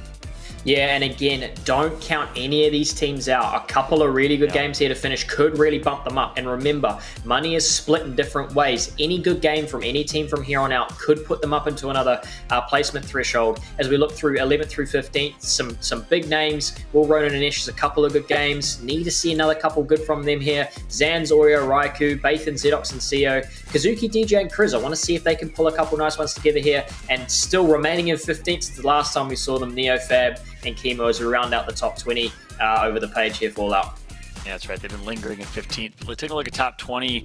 Biggest thing that stands out, well, it's Repulse, Forbes, and Tyrax still lingering in the top 20. Might actually fall out of top 20 unless they can have a big game here. But that's a team that can really shake up the standings. That's a team that's going to be playing aggressive. We know at this point they have to play W key. They have to play for high elims. And they could easily grief the day of any of our top 5 teams because they have the skill. They have the gunpowder hands down to be able to take a 3v3 clean fight against any top team in this lobby. Probably the best aggro team in the game, as we heard Ozzy say earlier. So expect them to potentially play aggressive and rain on the parade of one of these top teams, Vandy, here in games 5 and 6. That's exactly it. Games 5 and 6 round the corner. A 2-horse race, as you've coined it, Fallout, and it's going to be against Sorrow, Folks, and Sync versus Muzz, Looter, and Speedy at the moment, battling out for that first and second place. 2 games, 2-horse race. Let's see how this all kind of plays out. Let's check in back with our casters, Aussie Antics and Monster. I mean, it's a 2-horse race. I feel like anyone could jump up, but Monster's been talking about it all tonight as well. It is going to be about that top 3 as well. That's what's going to auto-qualify you to the next final. So if that happens for Jinx, Alec, and Worthy, and I mean, if any team can be in 5th place and win the final 2 games to have a huge surge up, it's going to be your pick, Monster. We were just joking about it. Your prediction has finally turned up for the race as well. Top 5, and yeah, 1st and 2nd pulling away a little bit, but 5th, 4th, and 3rd, that is a huge battle for who can take out 3rd potentially as well. Yeah, and no, it goes deeper than that. Like, because Basso, Forbidden, Vortex, Jace, they have 190. Mako, Cypher, Sunswick have 190. Fresh Round Nubatune have 180. Like, any of these guys would be stoked to pull top 3 to know they have qualified their way to the next grand finals, right? Like, the next big final stage here. So that's the thing. That's what they're fighting for, too. Everyone's fighting here, and I mean, I'm waiting for a monster. We talked about how sometimes, especially in these 12-game formats, towards the end, some of the teams can lose their heads a little bit. Sometimes they get a little bit over it. They get a bit complacent, but OCE is still really showing up big here. The end games aren't going to the heal-offs. They're clearing out a little bit because we're getting just some of the most devastating zones we've seen in a row in a very long time. 3 in a row, finishing on the Misty Mountains. So OCE being put through their paces as right now. Me Sports team over here at the Logjam being put through their paces as well. They have the advantage. They won this fight last time, and it's a 3v2. Now it's a 2v2. Aspect and Krypton trying to do something big against Team Me Sport. They're only on 4 points here. It's just pretty unfortunate to see for Me Sports team that is now getting dropped on, but I don't think they're too much better off 12 points as well. So it's more of a battle for pride here. Yeah, definitely a battle for pride. It's a battle for, you know, again, experience like you've been pushing this whole time as well, right? That's equally as important. How you handle yourself in these games will carry on, right? It's all the experience you get to walk away from here to become a better and stronger person. But again, we're going to continue to hop around here. Sweaty Sands looks like they have themselves a little bit of an engagement here as well. This was the battle for day 1 right here. It was actually at Sweaty Sands. Apolox Trio coming in with the constant third-party cleanups and sweeps here. Squeak, Zora, and Jalen battling out in the 1v1, and things weren't quite going their way consistently there. That's what's made this drop spot such a rough one for some. Yeah, look at how many players are at Sweaty Sands, man. Like, what is this? I talked about complacency, talked about people losing their heads right now. It looks like Sweaty Sands is the place to be, despite every zone going far southeast. And I'm looking at this white line right now, Monster. If that's going far southeast as well, I don't even know at this point. These teams are going to be pretty upset. Yeah, definitely that far pull here. And listen, I think those southeast pools are so good for your pick, though, right? We talk about how Sorif, Volks, and Sync, like, you know, these drop spots, and they play these full pools or these far pools. Like, I think it works out well for the majority of the teams. As we're now watching this Fury skits here, put some shots down, and these guys are going to escape there. I mean, they're going to escape, but why is everyone here in the first place anyway right now? There's so many teams up here, and they're all teams that are kind of, you know, a bit down there on the leaderboard right now, maybe trying to change things up. It's kind of now or never. 2 games to go as Matthew and Mavericks push into the logjam, see if they can close out or finish up what that fight was for a Me Sports team, as Mavericks is going to kind of step up here. Maybe Elusive's got the eyes on this one as well. Krypton Aspect are back behind them, so I don't think they've realized there's 2 players still inside the logjam. I was a bit confused on exactly what was going on here. I don't really know if they know they're there. Yeah, I think they might have just stood a little low-key. You saw the HP was definitely low, so possibly hunted down for a second here. Back with the MG boys. This is the fight that's been going on round after round here. And now we're looking at Box on the other side. MG on top have control of the high ground. Power Shotgun and Box's loadout. Okay, it's looking like a bit of an interesting one. They did manage to pull off some fish as well, so he does have that 0-point ability active right now. feel like they're pulling out some good loot out of Stealthy Stronghold. Every time we watch this, at least one player normally on a team has a solid shotgun, either an epic or legendary variant to close out these fights, but they're still taking a while, unfortunately, and with these southern zones, it's really just spelling disaster for all of them. Talking about teams who are dropping north, Basil, Vortex, and Jace, who really were in the running to have a huge performance here, still up there on the leaderboard. These southern zones must be so horrendous for them. I actually saw one of the players taking to Twitter to kind of vent their frustration a little bit over this, because it's got to feel rough at the same time. We talked about Volx's teams handling it. It does still, like, you can't really just blame it at the end of the day. You've got to adapt, but that has been 3 of the most brutal zones I've ever seen in a row. I believe actually 4 now as well. I mean, that's pretty insane, Monster. We've watched a lot of Fortnite. I've never seen 4 zones end on Misty Mountains.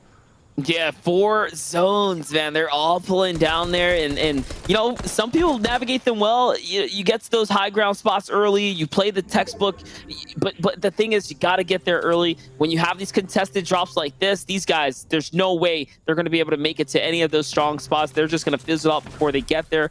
They're the teams that are going to be targeted on those rotates, and it gets harder and harder just depending on how late, right? How late you get to run into the new zone.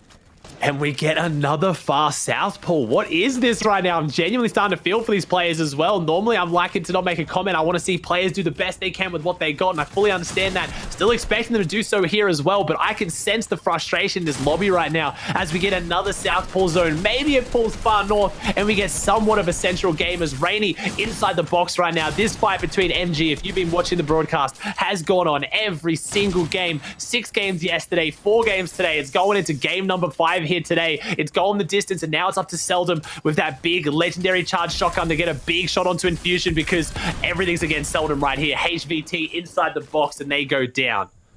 He's down, he's out. When we had that world map, though, that big map shot, I was noticing that Raptor, Prison, Oli seemed like they were getting themselves into a really interesting spot, man. They were going western and western towards Fresh Row and everyone else on that outskirts zone there. And honestly, pay attention to the feed, because every time we've seen them in these end games, I guess in the recent times, they've been down a member. It's these fights, they're not really going in their favors. Now, again, we're in with Colossal Coliseum, so there's more stuff unfolding here. Looks like Venici is down on this trio. It's up to Trixie and Falsey to make something big happen. Yeah, we talked about Coliseum not having much, but here it is. Zedox is trying to find something big, and they've got big weapons again. Some of these players are now getting really solid loadouts as SPG2 Faulty takes them down. We got Trixie still up. Both the SPG boys, Venici has gone down here as well. Sayo's in this one. It's GLM boys. So we've got a lot of orgs involved in this one here in the OCE scene. Trying to play this fight out here as Zedox has that legendary sniper. We've seen some cheeky right-hand peeks in these early game fights, not just about those long-range headshots here. Seeing if they can open something up here is Coliseum on the edge of this one right now. 21 points hasn't worked too well for them, but 2 Faulty right now has really, really good loadout, and so does Sayo as well. Big firepower for both teams, big meds, and what a beautiful 180 flick on the drop down.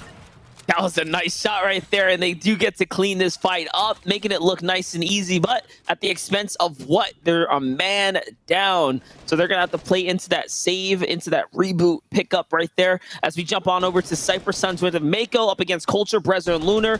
Culture, Brezzer, and Loser, a team you cannot keep out here. You got to be very careful with them. Today, they're on a hot streak. 63 points is pretty solid, middling in the competition, right? Here's another squad that's trying to battle their way up, secure themselves a nice, strong placement, at least to close out. They're in top 9 right there. 180, 1 point above them is Fresh at 181. It's pretty close right now. That's half an elimination with 2 points per elim in this format right now as Yixa and Rainy get more eliminations in the feed right now. So that Stealthy Stronghold fight's breaking out even further in here. This means a lot right now. They're going up against Pumpkin, Sunswick, and Cyper here, who are in 7th place on 190, tied with Basil, Vortex, and Jace in 6th on 190. Then you have Jinx, Alec, Worthy on 203, tied with Raptor, Prizzy, and Oatley on 203 and 4th. So again, we're looking at the top of the leaderboard. We want to see who's going to take out that prestigious crown, who's going to get the Axe of Champions for winning the OCE FNCS finals. But as you go down the leaderboard, man, it is tight across the board. Yeah, because we also want to know who's going to get top 3, who's going to punch their ticket to the next FNCS finals, who is going to be able to sit on that stage for free virtually, right? Off the sweat and the hard-earned fight and the weeks and weeks of competition they put in already into this. And again, you know, honestly, it's a free check too. Let's be honest. Finalists get paid no matter what, right? Everyone's a winner here. If you've made it this far, you've proven you're the best of the best. You make a little something too. Repulse, Forbes, and Tyrax, they've set their sights on Bantus, Gussos, and District. And unfortunately, I mean, normally I say once they set their sights on a team, they don't get away. But Repulse's team actually has lost more of these early and mid-game fights than they've won today, which is incredibly uncharacteristic for this team. But they brought it down to right now a 2v3, looking like it's potentially going to be a 3v1 right now. But never mind, Repulse on the back foot again. They've got great loadout. Forbes has got the meds as well. There's another team in the distance, and I believe that was actually Oatly and Prizzy, as Worthy picks up an elimination the feed onto Sayo, so they're jumping up there as well. 5th place is making moves. Yeah, definitely. And Sayo's in 13th, so hasn't been playing too bad, not too shabby himself. Remember, as you start breaking into top 15, right, the money does start to jump up substantially, so you do really want to continue to battle its way up there too. So for every player out here, you know, there's something different on the line. For some, it's, you know, more cash. For others, it's just the pride. And for others, it's that top 3, right? Top 3 of first place. So we'll see how it's all going to play out. Look at the relentless push here coming out of Repulse. He's going to get punished for it. The fall damage is going to attribute to his knock a little early there. He's going to go ahead and secure the elim, but now it's Forbes. He's been here before. He can definitely clutch these. He's got the HP advantage, and it's looking pretty good for him. He's got the HP advantage. Where are they going to try and get the reboot now? They got Misty Meadows, but again, we looks like we had our south zone. I think zone 2's pulled a little bit further north, though, Monster. Maybe a little bit of a kind of break for these teams, as that white line's looking like it's pretty far across. Either way, it's not pulling across the Misty Meadows Mountain, so we know it's not on the Misty Mountains. It's still on the southern part of the map, but maybe it's going to be on the northern part of the southern part of the map, more around the middle. So Oatly's team pushing into this one. This is away. It's away from zone. Only 17 seconds till it moves in, but they would have had eyes on the feed. They know this is neither of these trios are full trios, so they can get some free points out of this one, some free eliminations, as Forbes is a fantastic player, but holding off 3 players from one of our teams in top 5, that's a tall ask, as last time we saw these 2 trios clash, Oatly's team actually walked away wiping all Repulse, Forbes, and Tyrax. Yeah, they've been here before, and all the disrespect. He pulls out the pickaxe, and he wants to get into it. And look at this. He's got 2 solos to pick from. He should be able to find Bantus shortly after as well. Talk about the zone coming back up. Here it is. You get to see a little brief glimpse of it. It's going to come right over to the Lazy Lake. Lazy Lake's going to be the center point for this new drop spot. And then also, if you got that mountain up north, that looks like a pretty sweet spot as well. That's all prime real estate right here. Prime real estate as Cork, Suns, and Tui in this one as well inside Lazy. And man, we haven't seen too many major POI finishes like Lazy Lake, and there it is. Okay, it's pulling more towards the center of the map. This is feeling a little bit better, and it's looking fantastic for your pick. Alec, Jinx, and Worthy, who are on the edge of that zone, making their way in. They just got to make it past Will, Ronan, and Eshes, who we see there. Basil, Vortex, Jade, 5 floppers on Basil. We haven't seen a single heal-off game today, and I don't think that's due to an effect of the games not being stacked, Monster. We've seen active surge at every point. I just think it's because of those Misty Mountains. It really does clear out the lobby so fast, as we now see Oatly's team in the bottom left having to make a rotate with another team right on top of them. So big fight's about to break out very soon as they make their way into this next zone. Yeah, definitely. And just to talk about the no heal loss, let's not forget the kind of zones we've been getting. Like, we've been getting a lot of mountain zones, a lot of just, you know, interesting terrains to play off of. And that also attributes to how many players are alive, how many heals get wasted on those rotates, right? The resources, the material, all that stuff just starts to become a compounding effect, and it just begins to multiply, right? It's like it's that kind of situation that really determines how the heal loss end up happening, or if they happen at all.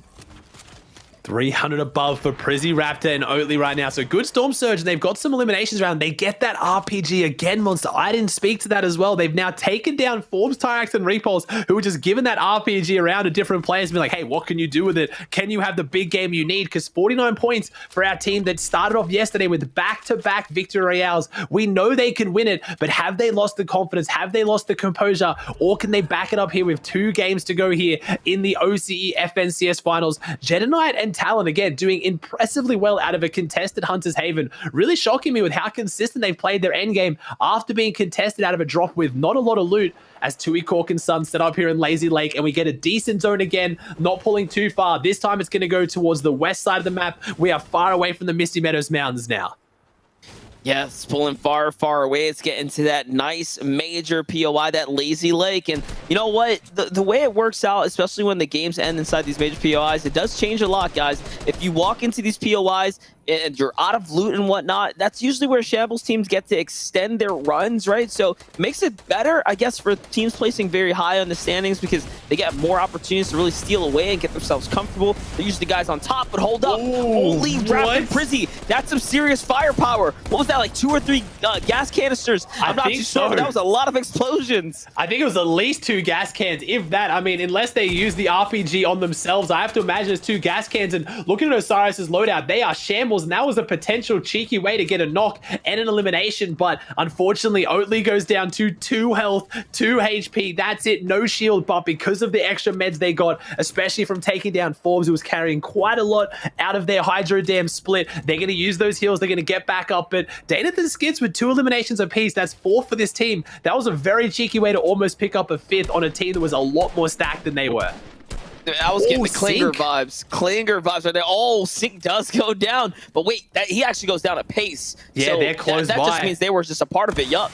That's Remy's team, and right now they've landed 2 massive snipes. We're trying to see that RPG. They've shown their hand with the Harpoon phase in, but I was going to say Sync and Volks have now both been sniped once apiece by Pace, Remy, and Spraz's team, so they're causing upsets, and I believe it has to be a sniper. There's no way they did that much damage to Sync that fast, that far away across the map, so fantastic workers. We've now got 70 alive. We just dropped below that active surge threshold. 24 teams. So, the game's breaking down a little bit. Players are going a little bit more aggressive here. We got one more game after this, but Muzz, Luda, and Speedy, the pressure is on them. We've been coining it a 2-horse race here. It is Sync, Volks, and Sorov in the lead, and they have Muzz's team right on their heels inside their home drop spot, Lazy Lake. So I'm hoping they know this terrain better than anyone to try and jump back up there. But I'm also having a little bit more hope for Volks' team, as they were my pick to win it this weekend, and they are very close to running away with it.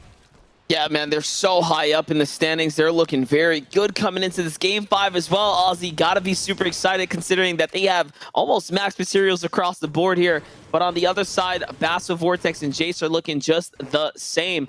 Talking about Worthy, Jinx, and Alex, they're down there in that southeastern portion of the zone there. They wrapped around wide, and they get the zone favor here. So that's going to play big for them. A team that really rocketed their way up to top 5, making sure that they have earned their respect one more time here on the final stage. They've got to try and earn that respect as well. They've performed so insanely solid here. I really do think Oatly, Raptor, and Prizzy have been names to kind of cement themselves up there in OCE. Whether they do phenomenal performances in these last 2 games, they've generally earned so many players' respect here as they showed up so massive yesterday, have played very consistently here today, dropped off the pace a little bit, but still a big showing from a team that I feel like didn't really have that many people talking about them, as Speedy, Luda, and Muzz are going to go up here on the edge of 4th zone, hoping they get that 5th half zone here. And I talked about how we don't have the Misty Meadows Mountain, but looks like we're going to get the big Lazy Lake endgame here. There's 2 big hills and elevations here on the south and north side of that western portion of the zone. So going to be interesting to say which way this zone goes, because I kind of wanted to go back through Lazy Lake because I love seeing big building endgame POI zones because they're just so fantastic to see teams just rat their way through the buildings and seeing what they can find. Yeah, those scrappy fights, the pickaxing through, it all gets really crazy. The ambushes that they set up, it's a recipe for some interesting plays. Here's Oatly, Raptor, and Prizzy though, right? They got to make the rotate. Got to make the rotate. They have the RPG. They're loading it up. They're trying to look. Who are we going to target on the way in here so we can make this rotate for free? That's how they set it up. They send one big rocket. Gives it the window the opportunity to get in, but Remy opens up. Spraz opens up. They counterfire back. It works though, right? I'd say it works. They get pretty close to the new zone.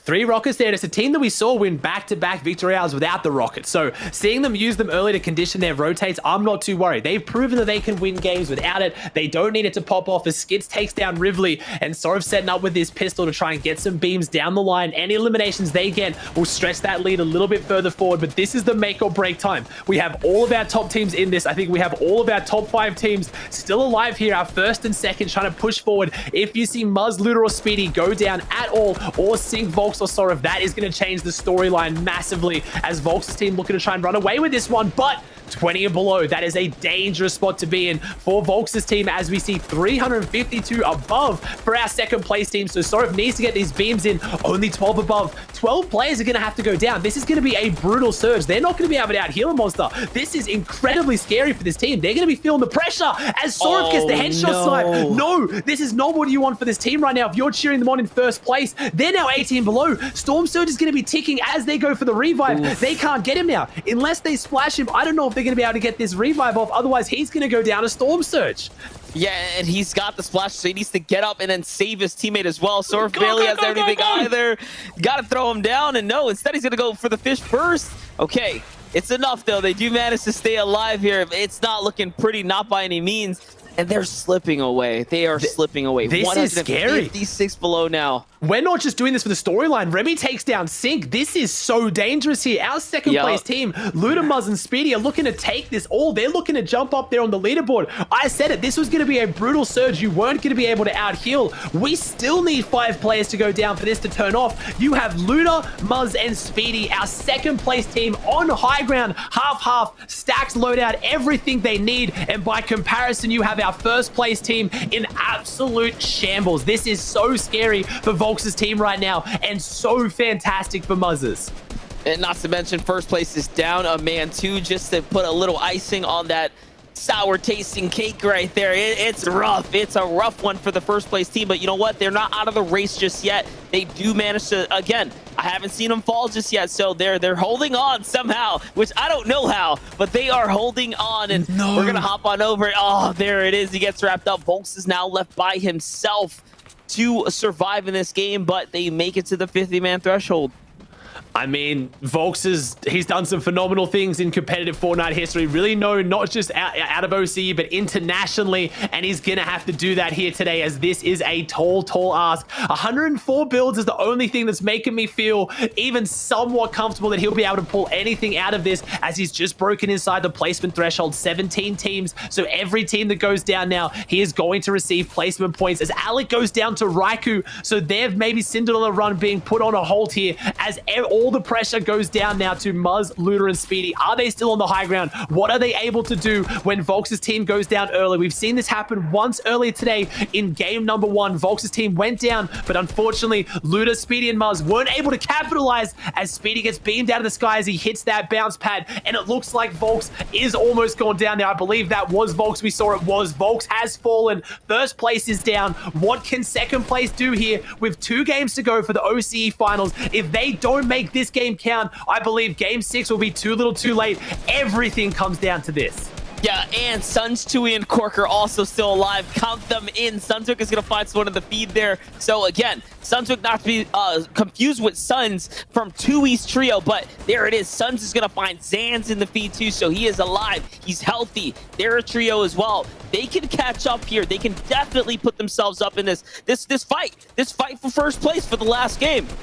I mean, Worthy, Jinx, and Alec are still alive here. The whole trio is still up, so they got the revive here. Muzzler and Speedy on the high ground, 27 builds. They don't have any massive power weapons. They don't seem to really have the heal off, but they have everything else they need. As I talked about how OC is no longer getting their brutal zones, as it's going to go back up and across through these hills, through these mountains towards Hunter's Haven. Right now, OCE is being put through their paces, and Luda, Muzz, and Speedy have everything on the high ground. They get to go back across all their old builds, which gives them more of a chance to hold on to the high ground, but gives them less chance to pick up eliminations, and less players are going to go for the bounce pads right in front of them, because man, these guys have been hitting the vax. That was beautiful aim. Yeah, definitely. And Jinx on your bottom right still popping off as well. He's going to find 2 more for his troubles here on his lair as we jump over Prizzy. Prizzy, who is on 1 HP, down all members. They were tied with Jinx, Alex, and Worthy, and definitely Jinx, Alex, and Worthy have walked away with the lead here. They for sure have picked up more elims already, and you have to assume Prizzy's not going to survive much longer. He's going to fall to the hands of high ground. And Looter from Team Power up here holding things down with Powers, Muzz, and of course Speedy. They're looking very, very good for the free victory royale. This might be a team that can upset them, though. Don't count them out. Freshwell and Nubatoon down there. They've gotten wins in these FNCS weeks. Fresh has that big, tactical, legendary shotgun. His win condition in the back pocket. At the same time, Tui and Suns trying to make their rotate as well. Tui's getting the big damage. He's trying to build his way out of this one. He's got all the splashes in the world. He holds off Alec. Jinx goes down. Alec goes down to Muzz as well. Muzz, Luda, and Speedy are racking up the eliminations. I just know Timmy is back there cheesing right now. So excited. So happy to see his prediction showing up massive in game number 5. Not only are they securing all this placement, but so many eliminations. And Muzz took out right there Worthy and Alec to go ahead and seal the deal there. So that's it. Your 4th place team is now down and out. Your 5th place team down and out. Tui, your 3rd place team, I think, just got finished up, and they might be down and out as well. This is it. This is 2nd place team. Muzz, Looter, and Speedy's time to go ahead and come on up. And you know what? I'm sure they're very happy about this here. Look at this. Now they're getting into the mix here down low. Man, they are feeling it right here. They're dropping down. They're getting the eliminations. They're not letting this go to a heel off. They want to make their way down and get all those eliminations. And Luda and Muzz have so much firepower when they're dropping down these layers. They're playing together. They're playing confident, and they're playing for the victory royale and the win here in the OCE FNCS finals. And look at that loadout on the top. Muzz has everything. He has the heel off. It's Luda versus Worthy. It's power v power. That is a massive, massive engagement. And Worthy backs off. We see Luda back off. None of them win it, but who is going to be able to take this out? As there is no way anyone is going to be beating Muzz here for the heal off. Muzz has absolutely everything. Look at this. 10 splashes and the med kit. 3 eliminations. He's up there right now. We have 13 seconds until this heal off kicks in. You're going to see Muzz here go for the early med kit, the really early med kit. Luda and Speedy going to work their way down. Luda goes down. Vortex goes down. Are they going to win this? If they win this, they're potentially going to be up there. Speedy's defending Muzzy. He's pushing him off. There is no way anyone's up here. Speedy's going down. The IGL turned Fragger, and Muzz has 7 splashes, 6 to spare. What a ridiculous finish here for what was our 2nd place team. And I might have to assume our 1st place team now, Monster. That was I don't even know. Yeah, look, definitely 1st place, but Fresh with the 2nd too. He's going to jump way up. And the fact that Worthy was alive there, Worthy was alive as well. So the battle for 3rd, my gosh, it's all or nothing now. We've said it all. I've said it. I'm stumbling on my words for how excited I am. This is going down to the final game. Game 6 on day number 2. Game 12 overall. It is going to be so close. Again, I have to hear Timmy's thoughts because I know he's been cheesing this team up for so long. Vandy, break it all down for us because I want to see just how close this is. Thank you so much, Ozzy. Absolutely. Don't worry. I'll get to Timmy in just a second. But yes, he's been bouncing on the seat. As we kind of just hinted on, that battle for 1st, it's going. And finally, now it looks like Speedy, Muzz, and Luda get to pull ahead in this 2-horse race, Timmy. Yeah, man, fantastic game from them. Got to be said, they got gifted with height at half on the top of that mountain there. But it's just a case again that versatility, Speedy leading them fantastically, holding height the whole way through, but then also getting 10 elims there. That's huge, isn't it, Fallout? Yeah, that was massive. At one point, they had 1 or 2 elims. We weren't sure how many elims they were going to close that out, but then all of a sudden, things opened up for them on the rotating zone. So good job from them. And you said getting gifted at half and half with height. Yeah, that certainly happened. They also got gifted with the zone in general. Of course, they dropped Lazy. The fact that the zone went perfectly towards the north side of Lazy right there gifted them in a perfect spot. But you got to give your kudos and props to them. They positioned themselves perfectly to take high ground, and that was a huge game for them. That might be enough to put them in 1st place, Timmy, for the first time, I think, all tournament, or at least in quite some time. They will be in the 1st place spot, and for the first time in at least 4 games, that's going to be a team that is not Sync, Sorif, and Volks in 1st place, I believe. Yeah, I think it will be enough to put them over the top, and it's going to be a fantastic finish here. Who can finish it off? Who's got the stones to really grab this last game by the scruff of the neck and make this tournament theirs to win? But as we go through the late game here, you can see they were sitting on height that whole way through. All those other teams who were challenging them for that top spot really, I think they failed, in fact, to put a really good game together, which is why we're sort of gassing them up so much. They were the only real team who put a really good game together, Fallout. Yeah, that's true. The other team I got to give some kudos to, Suns, Tui, and Cork quietly have put themselves and positioned themselves to be within the top 5 of almost every single game. But you're right, though. Muzz, Speedy, and Luder for sure. Fresh and Rel or Nubatun, I think, made it and survived and actually got second place there. I don't think any of us had any idea that that was the last team alive. They quietly positioned themselves, and they tend to do that. They tend to just kind of be very, very sneaky and get consistent top 5 or top 4 finishes, and that'll put them even further up in the payouts here because every single placement counts. There's about $3,000 that separates every single placement point, Mandy. Absolutely right. And with this final game just looming around the corner, it's going to be more important than ever. It's really interesting to me, Fallout, that you finally did mention Fresh, Nubatun, and Rel, because that squad has been almost like the quiet workers of today, which is really interesting to me because, Timmy, you kind of highlighted there's been practicing a lot. I know the casters also mentioned this fact, but it's really interesting to me that I guess he's a consistent player, but we always see him on that low ground. So it's always about the elims for him, it feels like. Yeah, definitely. And Rel's someone who's not a hugely, extremist player. He likes to play passive and play low ground. He's the in-game leader. So, Nubatun and Fresh follow him in that sort of philosophy. Fantastic games from them that we've seen them put together all throughout the day. So it's going to be what they can do in this last game. I'm not too sure where they're going to be sitting on the standings, but it's going to be very interesting to see this last game. I think we're going to see a few shakeups. It's going to be really good to watch. I think so. But why don't we check in with our casters for the final time today? Oh, man, never mind. Actually, it looks like we do have standings. So before, we can jump to them real quick, and then we'll check in with our casters. Fallout, I'll get you to kind of take us through because, as you said, Muzz, Luder, and Speedy are the top of the leaderboard. They've overtaken Sora, Volks, and Sync. Indeed, they have. What a story Oceania has had here in the 6th game, or going into the 6th game. Muzz, Luder, and Speedy take first place for the first time here. We have a lead change, not only a lead change in overall standings, but also in elimination. 68 elims for them. That is a huge game, but keep a close eye. Jinx, Alec, and Worthy have worked their way from 9th place to 4th place, playing so incredibly well in day number 2. We came into this day saying that's a key storyline to keep an eye out for. We know that Jinx, Alec, and Worthy are going to show up, and surely they have here as we round out 1st through 5th place. I'm excited to see in our second page where Rel and Fresh and co are going to stand here, and it's going to be in 6th, Timmy. Yeah, really, really tight along that, 4th through 6th here, or 7th even. Any one of these teams can make a jump up into the top 3. I really believe that. We're in a really, really tight race for that top 3, that auto-qual for next season's finals. This is going to be a fantastic last game. The storylines have been built. Who's going to take it? Soraf Soraf's team versus Muzz's team, and then those last few teams there looking to take that 3rd spot. But, any big game can make a big upset as we run through the rest here. Pumpkin, Cypher, and Suns coming in at 7th. And then, of course, these guys here. Remember, money is dealt out in different ways here. One big game from any one of these teams can see them make a jump and make more money here, Fallout. Yeah, exactly. Top 15 is a threshold. As you have, we're going to take a look at 15 through 20th. That's its own threshold. But if you place top 15, you get a little extra money as well. So, and then of course, 20th through 33rd. 33rd is its own threshold in its own right. So you want to try and break that threshold if you can. Keep a close eye here. You see Repulse, Forbes, and Tyrax don't make any movement. They stay in 19th place, but every placement counts. They want to break into that top 15 as they can. But I'm excited for game number 6. It is going to be so insane. Timmy, you alluded to it perfectly. There's almost 2 storylines here coming into this last game. The race for first between Muzz, Luder, and Speedy, and Soraf, Sync, and Volks, and then the race for 3rd between 5 teams. It's 231 points for Suns, Tui, and Cork, all the way down to 201 points in 8th place for Pumpkin, Cyper, and Sunswick. I'm excited to see who comes out on top. This is going to be a crazy game number 6. Get hype in the chat. Oh, absolutely. We need to see that hype in the chat. And as we kind of said, the stage is set. We want to hear from our amazing casters, Aussie Antics and Monster, for the final day, guys.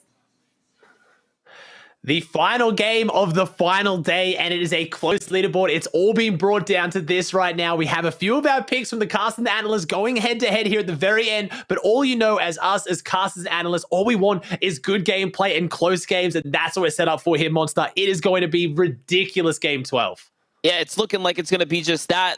Let's just set the stage here. It's a definite race for first place. It is an absolute battle for 3rd because 3rd is equally as important as we're coming into this last game right here, right now. Right here, right now, everything on the line. OCE, the first time they've had an official broadcast as well, and Volks is already looking a little bit low here. Not really sure what that was from. Maybe from Mania's team taking those triple houses. Could have had a play here, and we get another South Zone. This time, it is going to go to the Southwest, but this is so unfortunate for teams like Sorov, Sink, and Volks who are trying to hold on. They've just slipped out of first place, and they have another zone they have to ultimately book it straight to. They can have the upset, but right now, Luda, Speedy Muzz, Lazy Lake just outside the edge of that first zone. They're sitting pretty. They're looking so good. That's a perfect zone to pull. And man, Sorif and them, just 1 point in the last game. If they could have gotten a little bit more, you know, it'd be closer. But the fact that they didn't really pick up anything, they have now been gapped up the standings. So they not only have to make a good game, they have to outpace, outplay, outperform Luder, Speedy, and Muzz here coming into this final round. And then for everyone else, the battle for third. Ooh, let's talk about it. This is big monster though.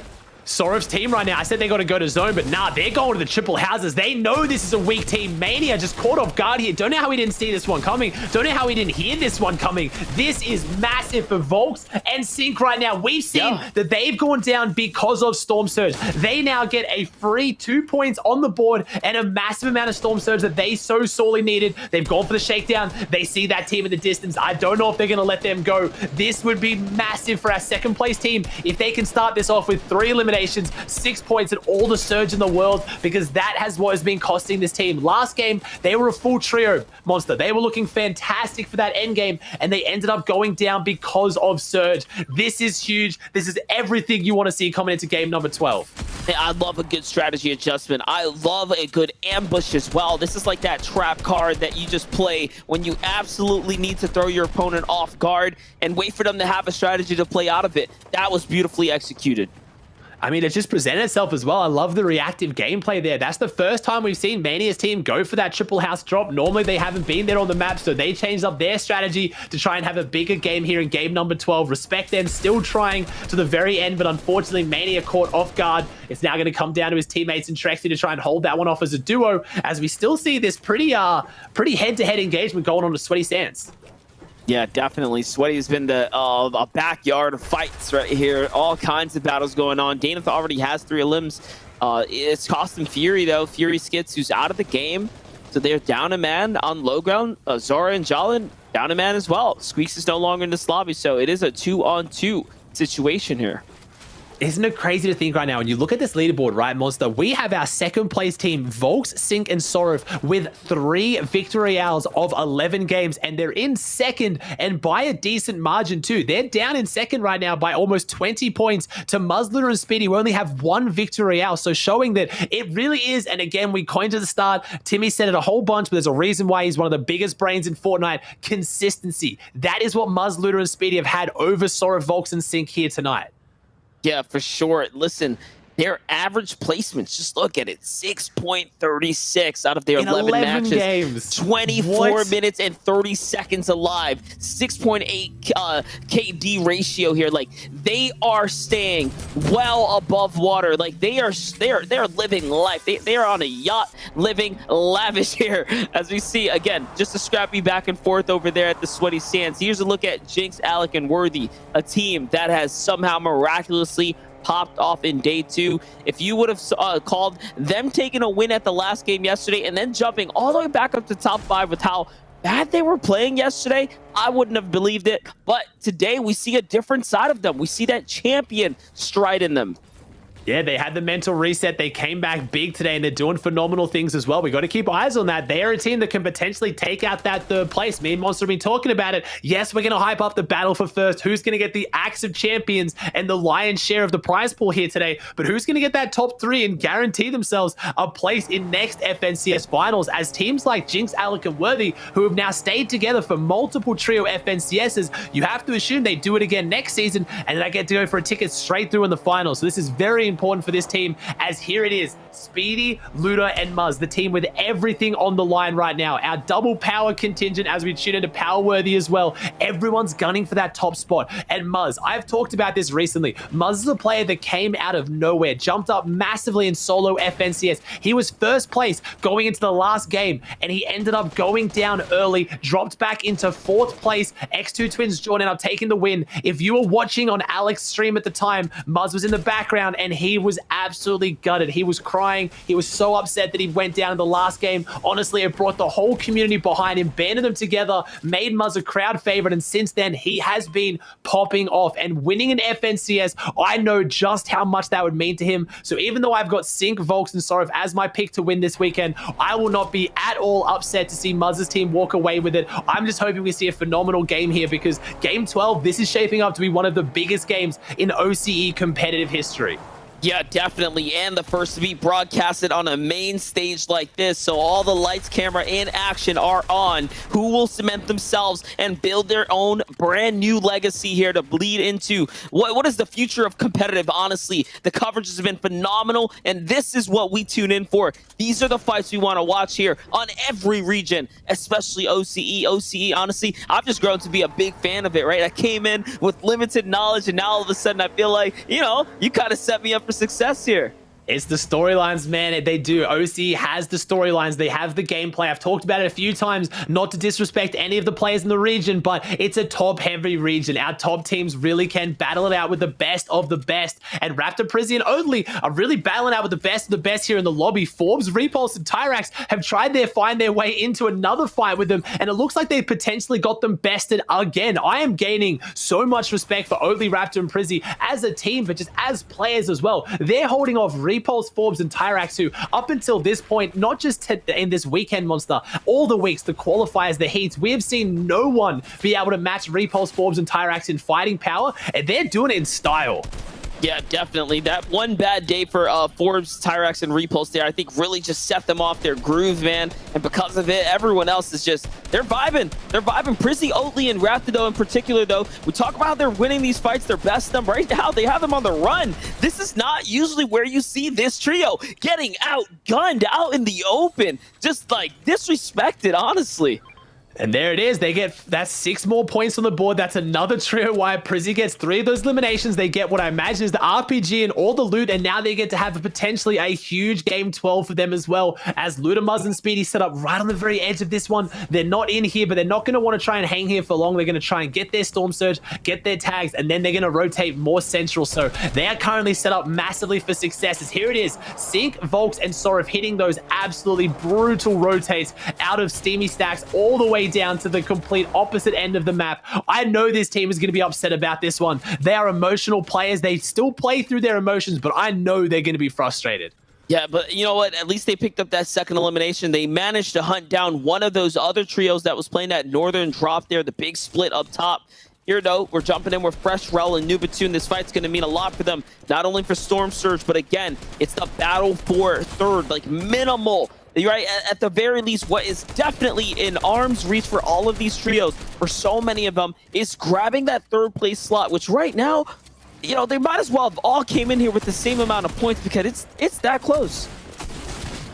It's that close right now, and Z-Doc's in a fight here, and he's being brought close to getting taken out by those shotgun shots. Only a little bit of health back here. Freshwell and Nubatoon over 100 points. Good effort from the guys here today, showing up big on day number 2, and they got a Victory Royale in the heats. They've gotten Victory Royales before. It's that consistency they lack, so now they need that huge game 12 and a potential Victory Royale to surge them up on the leaderboard. Either way, a solid performance, as here it is, Jinx, Alec, and Worthy pushing up, and you see Luda, Speedy, and Muzz in the distance. Seeing those two teams clash here would be devastating for both of them, but it looks like they've got eyes on them. Luda trying to get their damage. I have a feeling a big snipe's going to come out pretty soon, as we see Muzz, Speedy, and Luda 227 above Surge. They have managed their Surge so well. They have done everything Timmy says they can do and more. They have played consistently on the leaderboard, but in every aspect of their gameplay. Rotations, positioning, Storm Surge, endgame, they're doing everything right.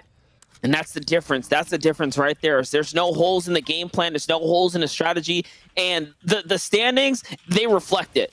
The elims that they picked up, that reflects it as well, right? And we're talking about a team that they play center map. Yes, so what? They get to the next zones and whatnot, but that doesn't mean anything. It's about how you play in position. You got to play smart no matter what. Finding those tags, right? Taking those battles, setting yourself up for the win like that. And they hang back. You can see they're rotating late right now. They could start making it to center, but they've got 300 above on the surge, and they're still hanging around. They're still waiting to make their rotate. So, yeah, you can say they play center map, but they clearly have a game plan with how they play these. As Vortex gets knocked here, Basil and Jace. Again, I talk about teams hitting the brutal rotates. They're coming out the back of Craggy. Man, they're absolutely feeling like they're playing a running simulator at this point here today. Yeah, and that was the worst thing right there, too. Like, going down when you're in the zone and then having to eat 2 slurpfish to get back up. So that's just all around rough for this trio here. This is your 5th place team right now. Again, a team that's trying to, hang on to dear life right now. They're fighting for the slim chance at that 3rd place slot. They have to go up against Suns, Tui, Cork, Jinx, Alec, Worthy, Basil, Vortex, and Jace. Fresh, Rel, Nubatoon, right? Like any of these guys, we've been seeing all of these players have good, strong day 2s. Yeah, they've all had big, strong performances, and they need to close it out strong here. Who's going to have that mental composure and that fortitude to really close things out? Because the pressure's on right now. These players have all been in high-pressure scenarios before, but it never gets easier. It really never does, Monster. Again, you've seen yourself on big competitive stages pretty much back in the early days of Fortnite. You're one of the names up there. It never gets easier, right? Yo, no, it's intense. It's a serious situation no matter what. Every single tournament, every event, right, you hold its own gravitas, right? Like, they're all going to have their own stakes on the line, and for everyone, it just means something so different. It always means something different, but like I talked about Muzz's team, Luda, Speedy, it means so much for them as well. Muzz, the young rising star in OCE, I know that I would have to put it down to probably meaning more for him this weekend than any other team, any other player here today. He's got a typical story of a lot of Fortnite pros out there, younger pro, trying to go through school with parents who weren't always as supportive of his competitive gaming career until he started to really play. So I know how proud he would be to go and tell his parents he got a 1st place in the Trio FNCS finals. It's in his grasp. He's so close to doing it, but you have players like Volk, Sinks, and Sorf trying to upset things as they make this rotate, and I know they're going to be feeling the nerves, but they've got Speedy, one of the biggest brains in OC, an older pro who has that experience to try and hold them all together here and see if they can bring home the victory royale as we have a Slurpee Swamps endgame, and look at all the teams based up. Yeah, and that's just the thing. You talked about someone like Speedy, right? Having the mentality. This is where having a good trio that could just keep their heads on their shoulders is going to really pay off right now. You got to keep your calm. You got to keep your cool. This is game 12 of 12. 2 long weekends or weekdays, days of finals, right? We've seen so many different engagements. We've watched week after week of competition here, all to get to this big final stage right here. The biggest stage here, the FNCS finals on a 12-game format where you can't complain. You can't say that you weren't the most consistent team. You can't say you got unlucky. I know a few players are going to with these brutal zones, but 12 games was enough to let the best of the best come out on top. And that's exactly what we're seeing as Cork, Suns, and Tui set themselves up here in a nice little base as well, trying to get eyes on Sync's team somewhere in this lobby as well. 2nd place, trying to jump their way back up, and there it is inside the bush. And they're in an interesting part of zone. They've gone from steaming all the way to complete opposite down here. They're done with dealing with these zones. They had the vehicle, they were in that car, and you could see the mindset. All right, this zone is going to go max. It's gone max on us every time. It has played into the worst position every single time. Let's prepare for the worst, and if zone goes back towards the center, then we can make that work as well. And it looks like Luda, Speedy, and Muzz have the same mindset. They're rotating down there as well. Yeah, they're thinking the same exact thing right here. They're trying to get up ahead of it, and we might see a clash between the two. And if we do, I think that'll determine everything for us right then and there. So I'm just saying, never know. Be ready to call it, because anything can happen. Anything can happen here, and I'm more than ready to call it as well. I've been waiting for this day as well. I've been commentating and watching OCE competitive Fortnite for such a long time now. Their first chance of getting a broadcast, and it's the biggest names, the biggest players who have shown up here, and they're going head to head, and there's such a small margin in it, not just for first, but like we talked about for 3rd, for 10th, all the way down the leaderboard. It is so close here as Luda, Speedy, and Muzz are not letting up on the pace. They've got their Storm Surge, they've got their damage, but they're not playing scared. They're not sitting back inside their bases is just holding on as we get our fourth zone showing. It's going towards that northwestern section, which is going to play pretty fantastically for Volks and Speedy's team as Nubatoon there put on the back foot at the hands of our ex-FNCS champions. Yeah, they have to be careful. This could be their third place opportunity thrown out the window. Nubatoon's always the one, man. Lately, you just see him. He's getting punished. He's the weak link there over and over in these games. It's costing him so much. He has to be very, very cautious. This is the final game. This is the game that's going to determine whether or not you guys as a trio get to come back for the next finals. And that's what it is going to be. Who gets to come back, but who shows up here today is Sorif, Sink, and Volks. Only 89 points here today. They fell off the pace. They've had a rough finish to this one. Seeing what they can try to do to close this out, to see if they can hold on to their top 2 finish or potentially jump up for the win. That is a team that I called out earlier. They have 3 victory hours out of 11, more than any other team here. So can they make it 4? Because I feel like nothing short of a victory, unless something just catastrophic happens to Muzz's team to take them out early.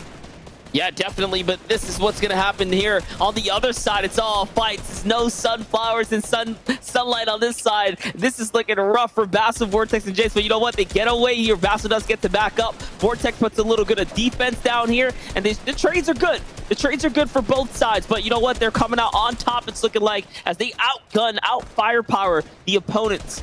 Now they have to slow down for a second here. We see Spraz picking up an elimination in the feed as well. So Pace, Remy, and Spraz really running this one up here as Speedy, Muzz, and Luda set up in a great spot to keep spraying down these opponents. They're on this edge. We have 15 seconds until half. That 5th zone reveals itself. If you see it go more towards the west or the south, I believe that's going to favor your team that's in 2nd place, Volk, Sink, and Sorif. If it pulls more towards that north, you see those little yellow triangles on top of the green ones. That is your 1st place team, Muzz, Luda, Speedy, and they get it. They get the prestigious half zone. But Speedy has gone down. Speedy is down in this lobby right now. Our 1st place team is trying to pick them up as Luda gets elimination onto Chemo. I don't know if they're going to be able to make that revive. That is 1st place, and there it is. 5 more seconds to pick it up. Muzz is backing them up. They know right now. Muzz and Luda are screaming right now. If they get Speedy back up, they get the loot pile, they get the half zone, and they're still in 1st monster. They have everything right now. I don't know if they can lose it from here. This team has played way too consistent to throw it now.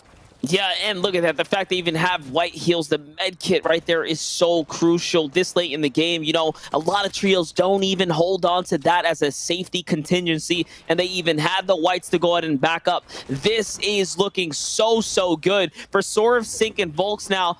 They still have to play catch-up to Elims. That's not enough. Not just yet. They have to outplace Rag, our 1st place trio.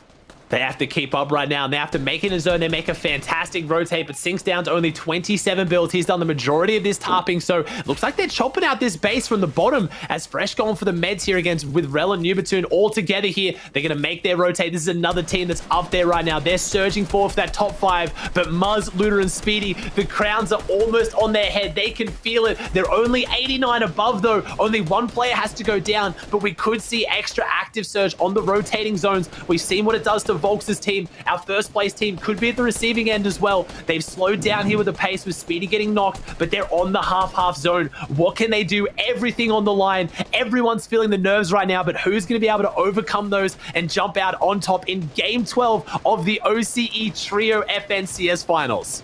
This next fight's going to mean so much for Muzz, Luda, and Speedy here. They are not that high above the surge here. They are going to have to take a fight here, or at least find some big tags on the rotate on through, or that 30-man zone surge is going to hurt. Volks is on height. Sink is on height. Sorif is on height. 1st place is now on the line here because 2nd place has high ground up against eye-to-eye with, by the way, the 3rd place team on the other side. This couldn't have been closer.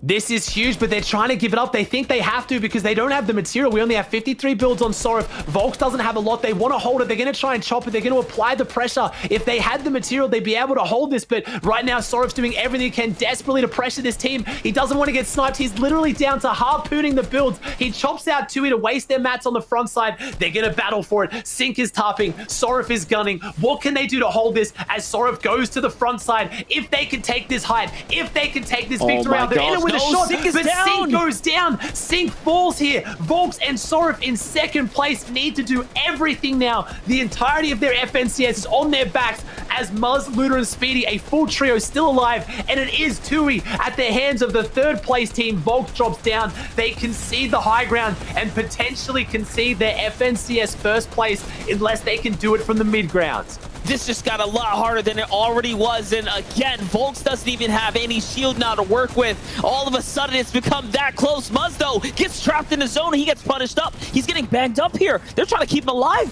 I think he might have DC'd. It might just be it. So they're down too. Uh-oh, we have a problem here. We have a problem here, and man, does it make the storyline more intense. I can only imagine what's going through Muzz's mind right now. I talked about how much this would mean to him, but it is impossible for second place to jump up right now as Volks goes down. Luda goes down. It is on the back of Speedy right now. We have to put eyes on Suns, Tui, and Cork, our third place team. Speedy is still up. If it wasn't for the fact that Volks' team was down, there'd be so much more pressure on Speedy, but they have a 70-point plus lead on third. I don't think there's a way that Speedy can throw this. He just has to hold on. If he can just cling on to this one, they will hold on to their first place on the back of their insane consistency. And I don't know what happened there, but I can only imagine what Muzz and Luda are thinking right now, sitting back and watching this one. Sink has to sit back and watch it, but Cork, Tui, and Suns on the high ground. Can they take second? Can they somehow take first and wipe out this whole lobby monster? I don't know if it's possible, but Speedy is holding on. Yeah, definitely. And either which way, this third place team coming into it to go ahead and give us a run for the high ground here is all but impressive here. It's everything that we could have asked for. What a big, big battle here. Speedy just trying to hold on, like you said, doing anything in his power, healing here. Every single placement is more and more points, and he knows it.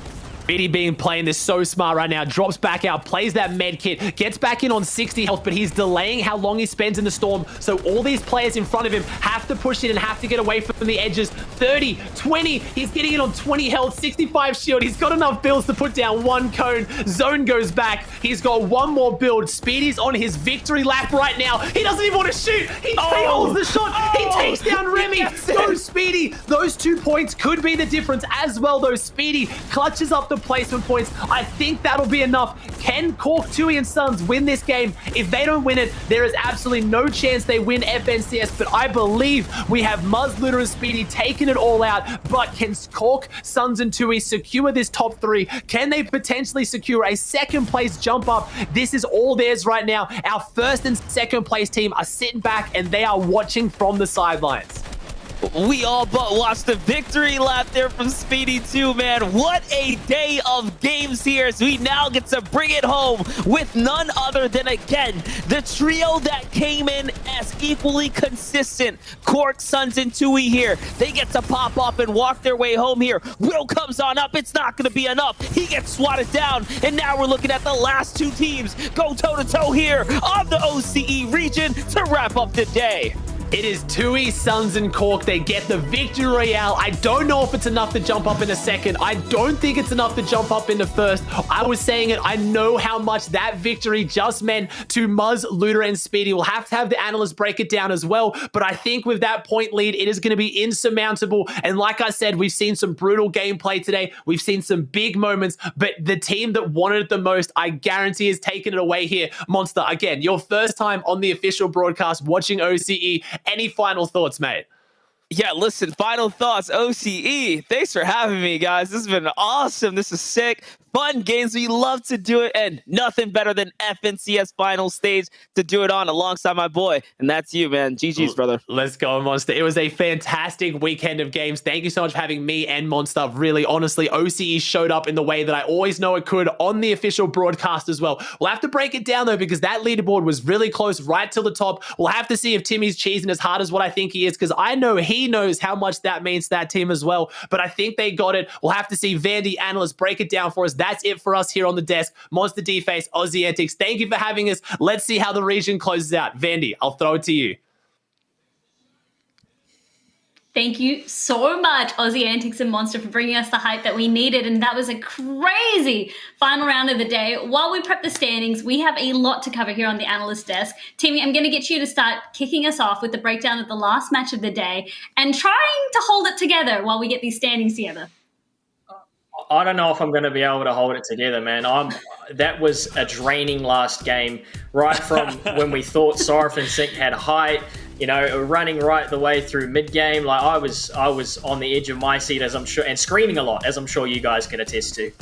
Yeah, 100%. Timmy was screaming and losing his absolute mind here in the Discord. It was entertaining for sure, but you're right. It was a roller coaster of a game here. Obviously, a little bit of a cheeky 3 elimination opportunity right there. But then Speedy, Luder, and Muzz in the rotation. They don't get one of the circles. They have to actually have a hard rotation from north. And then actually the fate turns a little bit. They get a zone perfectly. The next 2 zones come their way. So an absolute roller coaster of emotions right there. In the end, though, I got to say, Muzz, Luder, and Speedy, they survived. Sorf, Volks, and Sink, they both survived to the late game, make it a neck-and-neck fight. And then, of course, it was Suns, Tui, and Cork who went huge to secure themselves a third-place spot. So we kind of talked about the tale of two tales, the fight for third and the fight for first, and both fights certainly lived up to the expectations, Timmy.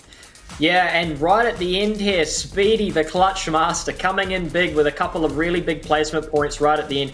Doesn't quite get the extra 2 points there for the finish, but I think he might have done enough. My heart is still pounding. We don't know for sure until we see the standings. Cork, Suns, and Tui make a really good play for the win there at the end, but it's all down to these final standings. Like I said, my heart's pounding for these lads. Oh, yeah. But this is a team that we didn't really get to cover because we were so engaged and so engrossed in that race for first. But this is a team that cannot be underestimated, right, Fallout?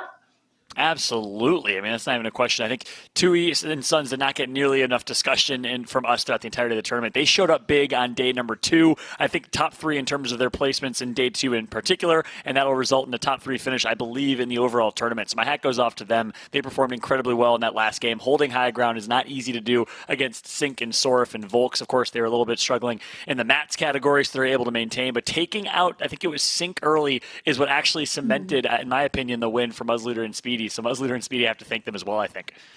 I think so as well. But I do have word that we are ready to see who the winner is. Timmy, brace yourself. Fallout, brace yourself. Let's reveal the graphic and let's see who managed to do enough to be crowned our victor for today. And it was Muzz, Luder, Speedy, Analyst. Your predictions came through. How you feeling? Where's the scream? I said I was going to scream. I was going to have to hold back a scream of delight if that came up on stream, man. Really happy for these guys. We know they put the hard work in behind the scenes. We've got the other standings ready as well if we want to rock through them. But huge shout out to Muzz, Luder, and Speedy. Managed to take it away. That's them winning the FNCS trios for this season there, Fallout. Unbelievable. A massive congratulations to Luder, Speedy, and Muzz, your champions of FNCS Chapter 2, Season 5. That was a huge showing. The first time Oceania had a broadcast, and boy, did they put on a show. They had to do it in style. Day number 2, had to clutch up and slowly work their way to the top. And then they had to maintain in Game 6, and they did exactly that. Huge performance from them, Vandy, and what a showing it was. Sorf, Volks, and Sink, you got to give big kudos to them, taking second place. And then, of course, we mentioned it, Suns, Tui, and Cork. I wouldn't say a dark horse per se, but a team that we wouldn't have expected to get third place over Jinxworthy and Alec, over Forbes, Tyrax, and Co. That was a really big performance from them. Raptor, Prizzy, and Oatley, the story from yesterday. And then look at that, Fresh, Rel, and Nubatoon. They sneak into the top 5 to secure a 5th place finish, Timmy, as we take a look at our second page. Yeah, huge shout out to all those guys in the top 5. Well earned. And there we go. One of our favorites in 6th there. Still managed to break up. Remember, they had a really rough day on day 1, but still managed to make a really good day out of day 2, coming in at 6th there. One of the veteran teams there in 7th, Remy Pace and Spraz. They had a couple of nice zones today, made it work with 224 points. So really tight there. You see there, only 8 points separating 6th and 8th, and then only 15 separating the rest of the 6th and 9th as well. So as we round out the rest here, Basil, Jason, Vortex, 220 and 8th, and then of course Sun, Cypher, and Pumpkin there as well. We'll run Anesh in 11th as we run through the 11th through 15th here. Remember those money thresholds here, Fallout. Yeah, exactly. That's crucial. And I got to give a shout out to Brezzo Culture and Lunar, the controller squad, at least 2/3 controller squad. They take home 10th place. But keep in mind, yeah, as Timmy said, every single placement mattered for a money threshold until 15th when you saw an even threshold. So congrats to Will Run and Neshes. They did really, really well on day number 2. They actually were in 3rd place in day 2, technically, as individual standings with 141 points. They showed up and they performed well. Zanz, Oreo, Raikou, consistency across both days. Bathan, the Bathman, Zedix, and Seo in 13th. Neo, Fab, and Chemo, and Kazuki, DJ, and Kriz round out your 15th place. And of course, from 15th to 20th, that's $900. That's an even threshold until we get to 20th place. Timmy, walk me through it. Yeah, so rounding out our team here, we see Repulse, Forbes, and Tyrax drop out of the top 20, unfortunately. Remember, missing 3 games there on the first day. So unfortunate FNCS for them as they try to catch up. But, big shout out to these teams here. Sometimes some of these guys, it's their first FNCS finals. So they may, really good to get that experience. 12 games of really hard surge games. You have to plan, manage your surge, all of that stuff. So big shout out to them. And then, of course, everyone else below that who was the first FNCS. Don't worry about the placement. Take the experience and, work on the next one. I love that. That's really what it's all about. And hopefully this is the first of many more to come, as you kind of hinted. So the top 3 teams, hopefully we'll be seeing them in the next FNCS if there's teams stay together. But alas, all good things must come to an end. I mean, Fallout, Timmy, it's been a massive 5 weeks. Any final words before we close the show up? Yeah, absolutely. I just have to give a massive shout out to the Australian Open. 3 years in a row now. It's crazy to think about, since 2018 or 2019, if I'm doing math correctly, that they've supported Oceania in competitive Fortnite. Big shout out to the Australian Open, Tennis Australia, the 2 LAN events the last 2 years, and now for the first time ever supporting a broadcast for FNCS, which is amazing. So please give some love to at Oz Open on Twitter, and please give major appreciation to Tennis Australia and the Australian Open. A big thank you to every single one of y'all watching. This is my 3rd year in a row having a chance to cast Australia and Fortnite. I'm a big fan of the Oceania region, and I absolutely loved every single second of it. So thanks so much for having Monster and I, the Americans, over here. Aw, and Timmy, yourself, the Kiwi in the room? Just a huge thank you to everyone from Oz Open having me on. Chance to, display a bit of my knowledge and have a bit of fun with you guys. You guys have made my job very easy. First time doing this. So huge thank you to you guys. You crushed it. Can I just say real quick? Can we get some love in the chat, some W's in the chat for Timmy real quick, because he crushed it his first broadcast. It was his debut. I can't even believe it. I wouldn't have guessed it, man. He was an absolute natural on the mic. Timmy, you absolutely killed it, man. They don't call you Big Brain Timmy for no reason. Thanks so much for blessing us with your analysis the entire time. And Vandy, of course, big shout out to you. Thank you to you as well as our host. Thank you, Vandy. Thank you so much, guys. I absolutely loved working with you both. I had such a ball. A big thank you, of course, to our casters, Aussie Antics and Monster. Of course, you guys, we've all been thanking each other. But Fuller and Timmy, the analysis was amazing. I learned so much. I'm hoping everyone at home learned so much as well. Everybody watching the broadcast, our amazing production team, Australian Open, and Epic Games, thank you so much for giving us this awesome tournament. Until next time, see you then. Bye-bye.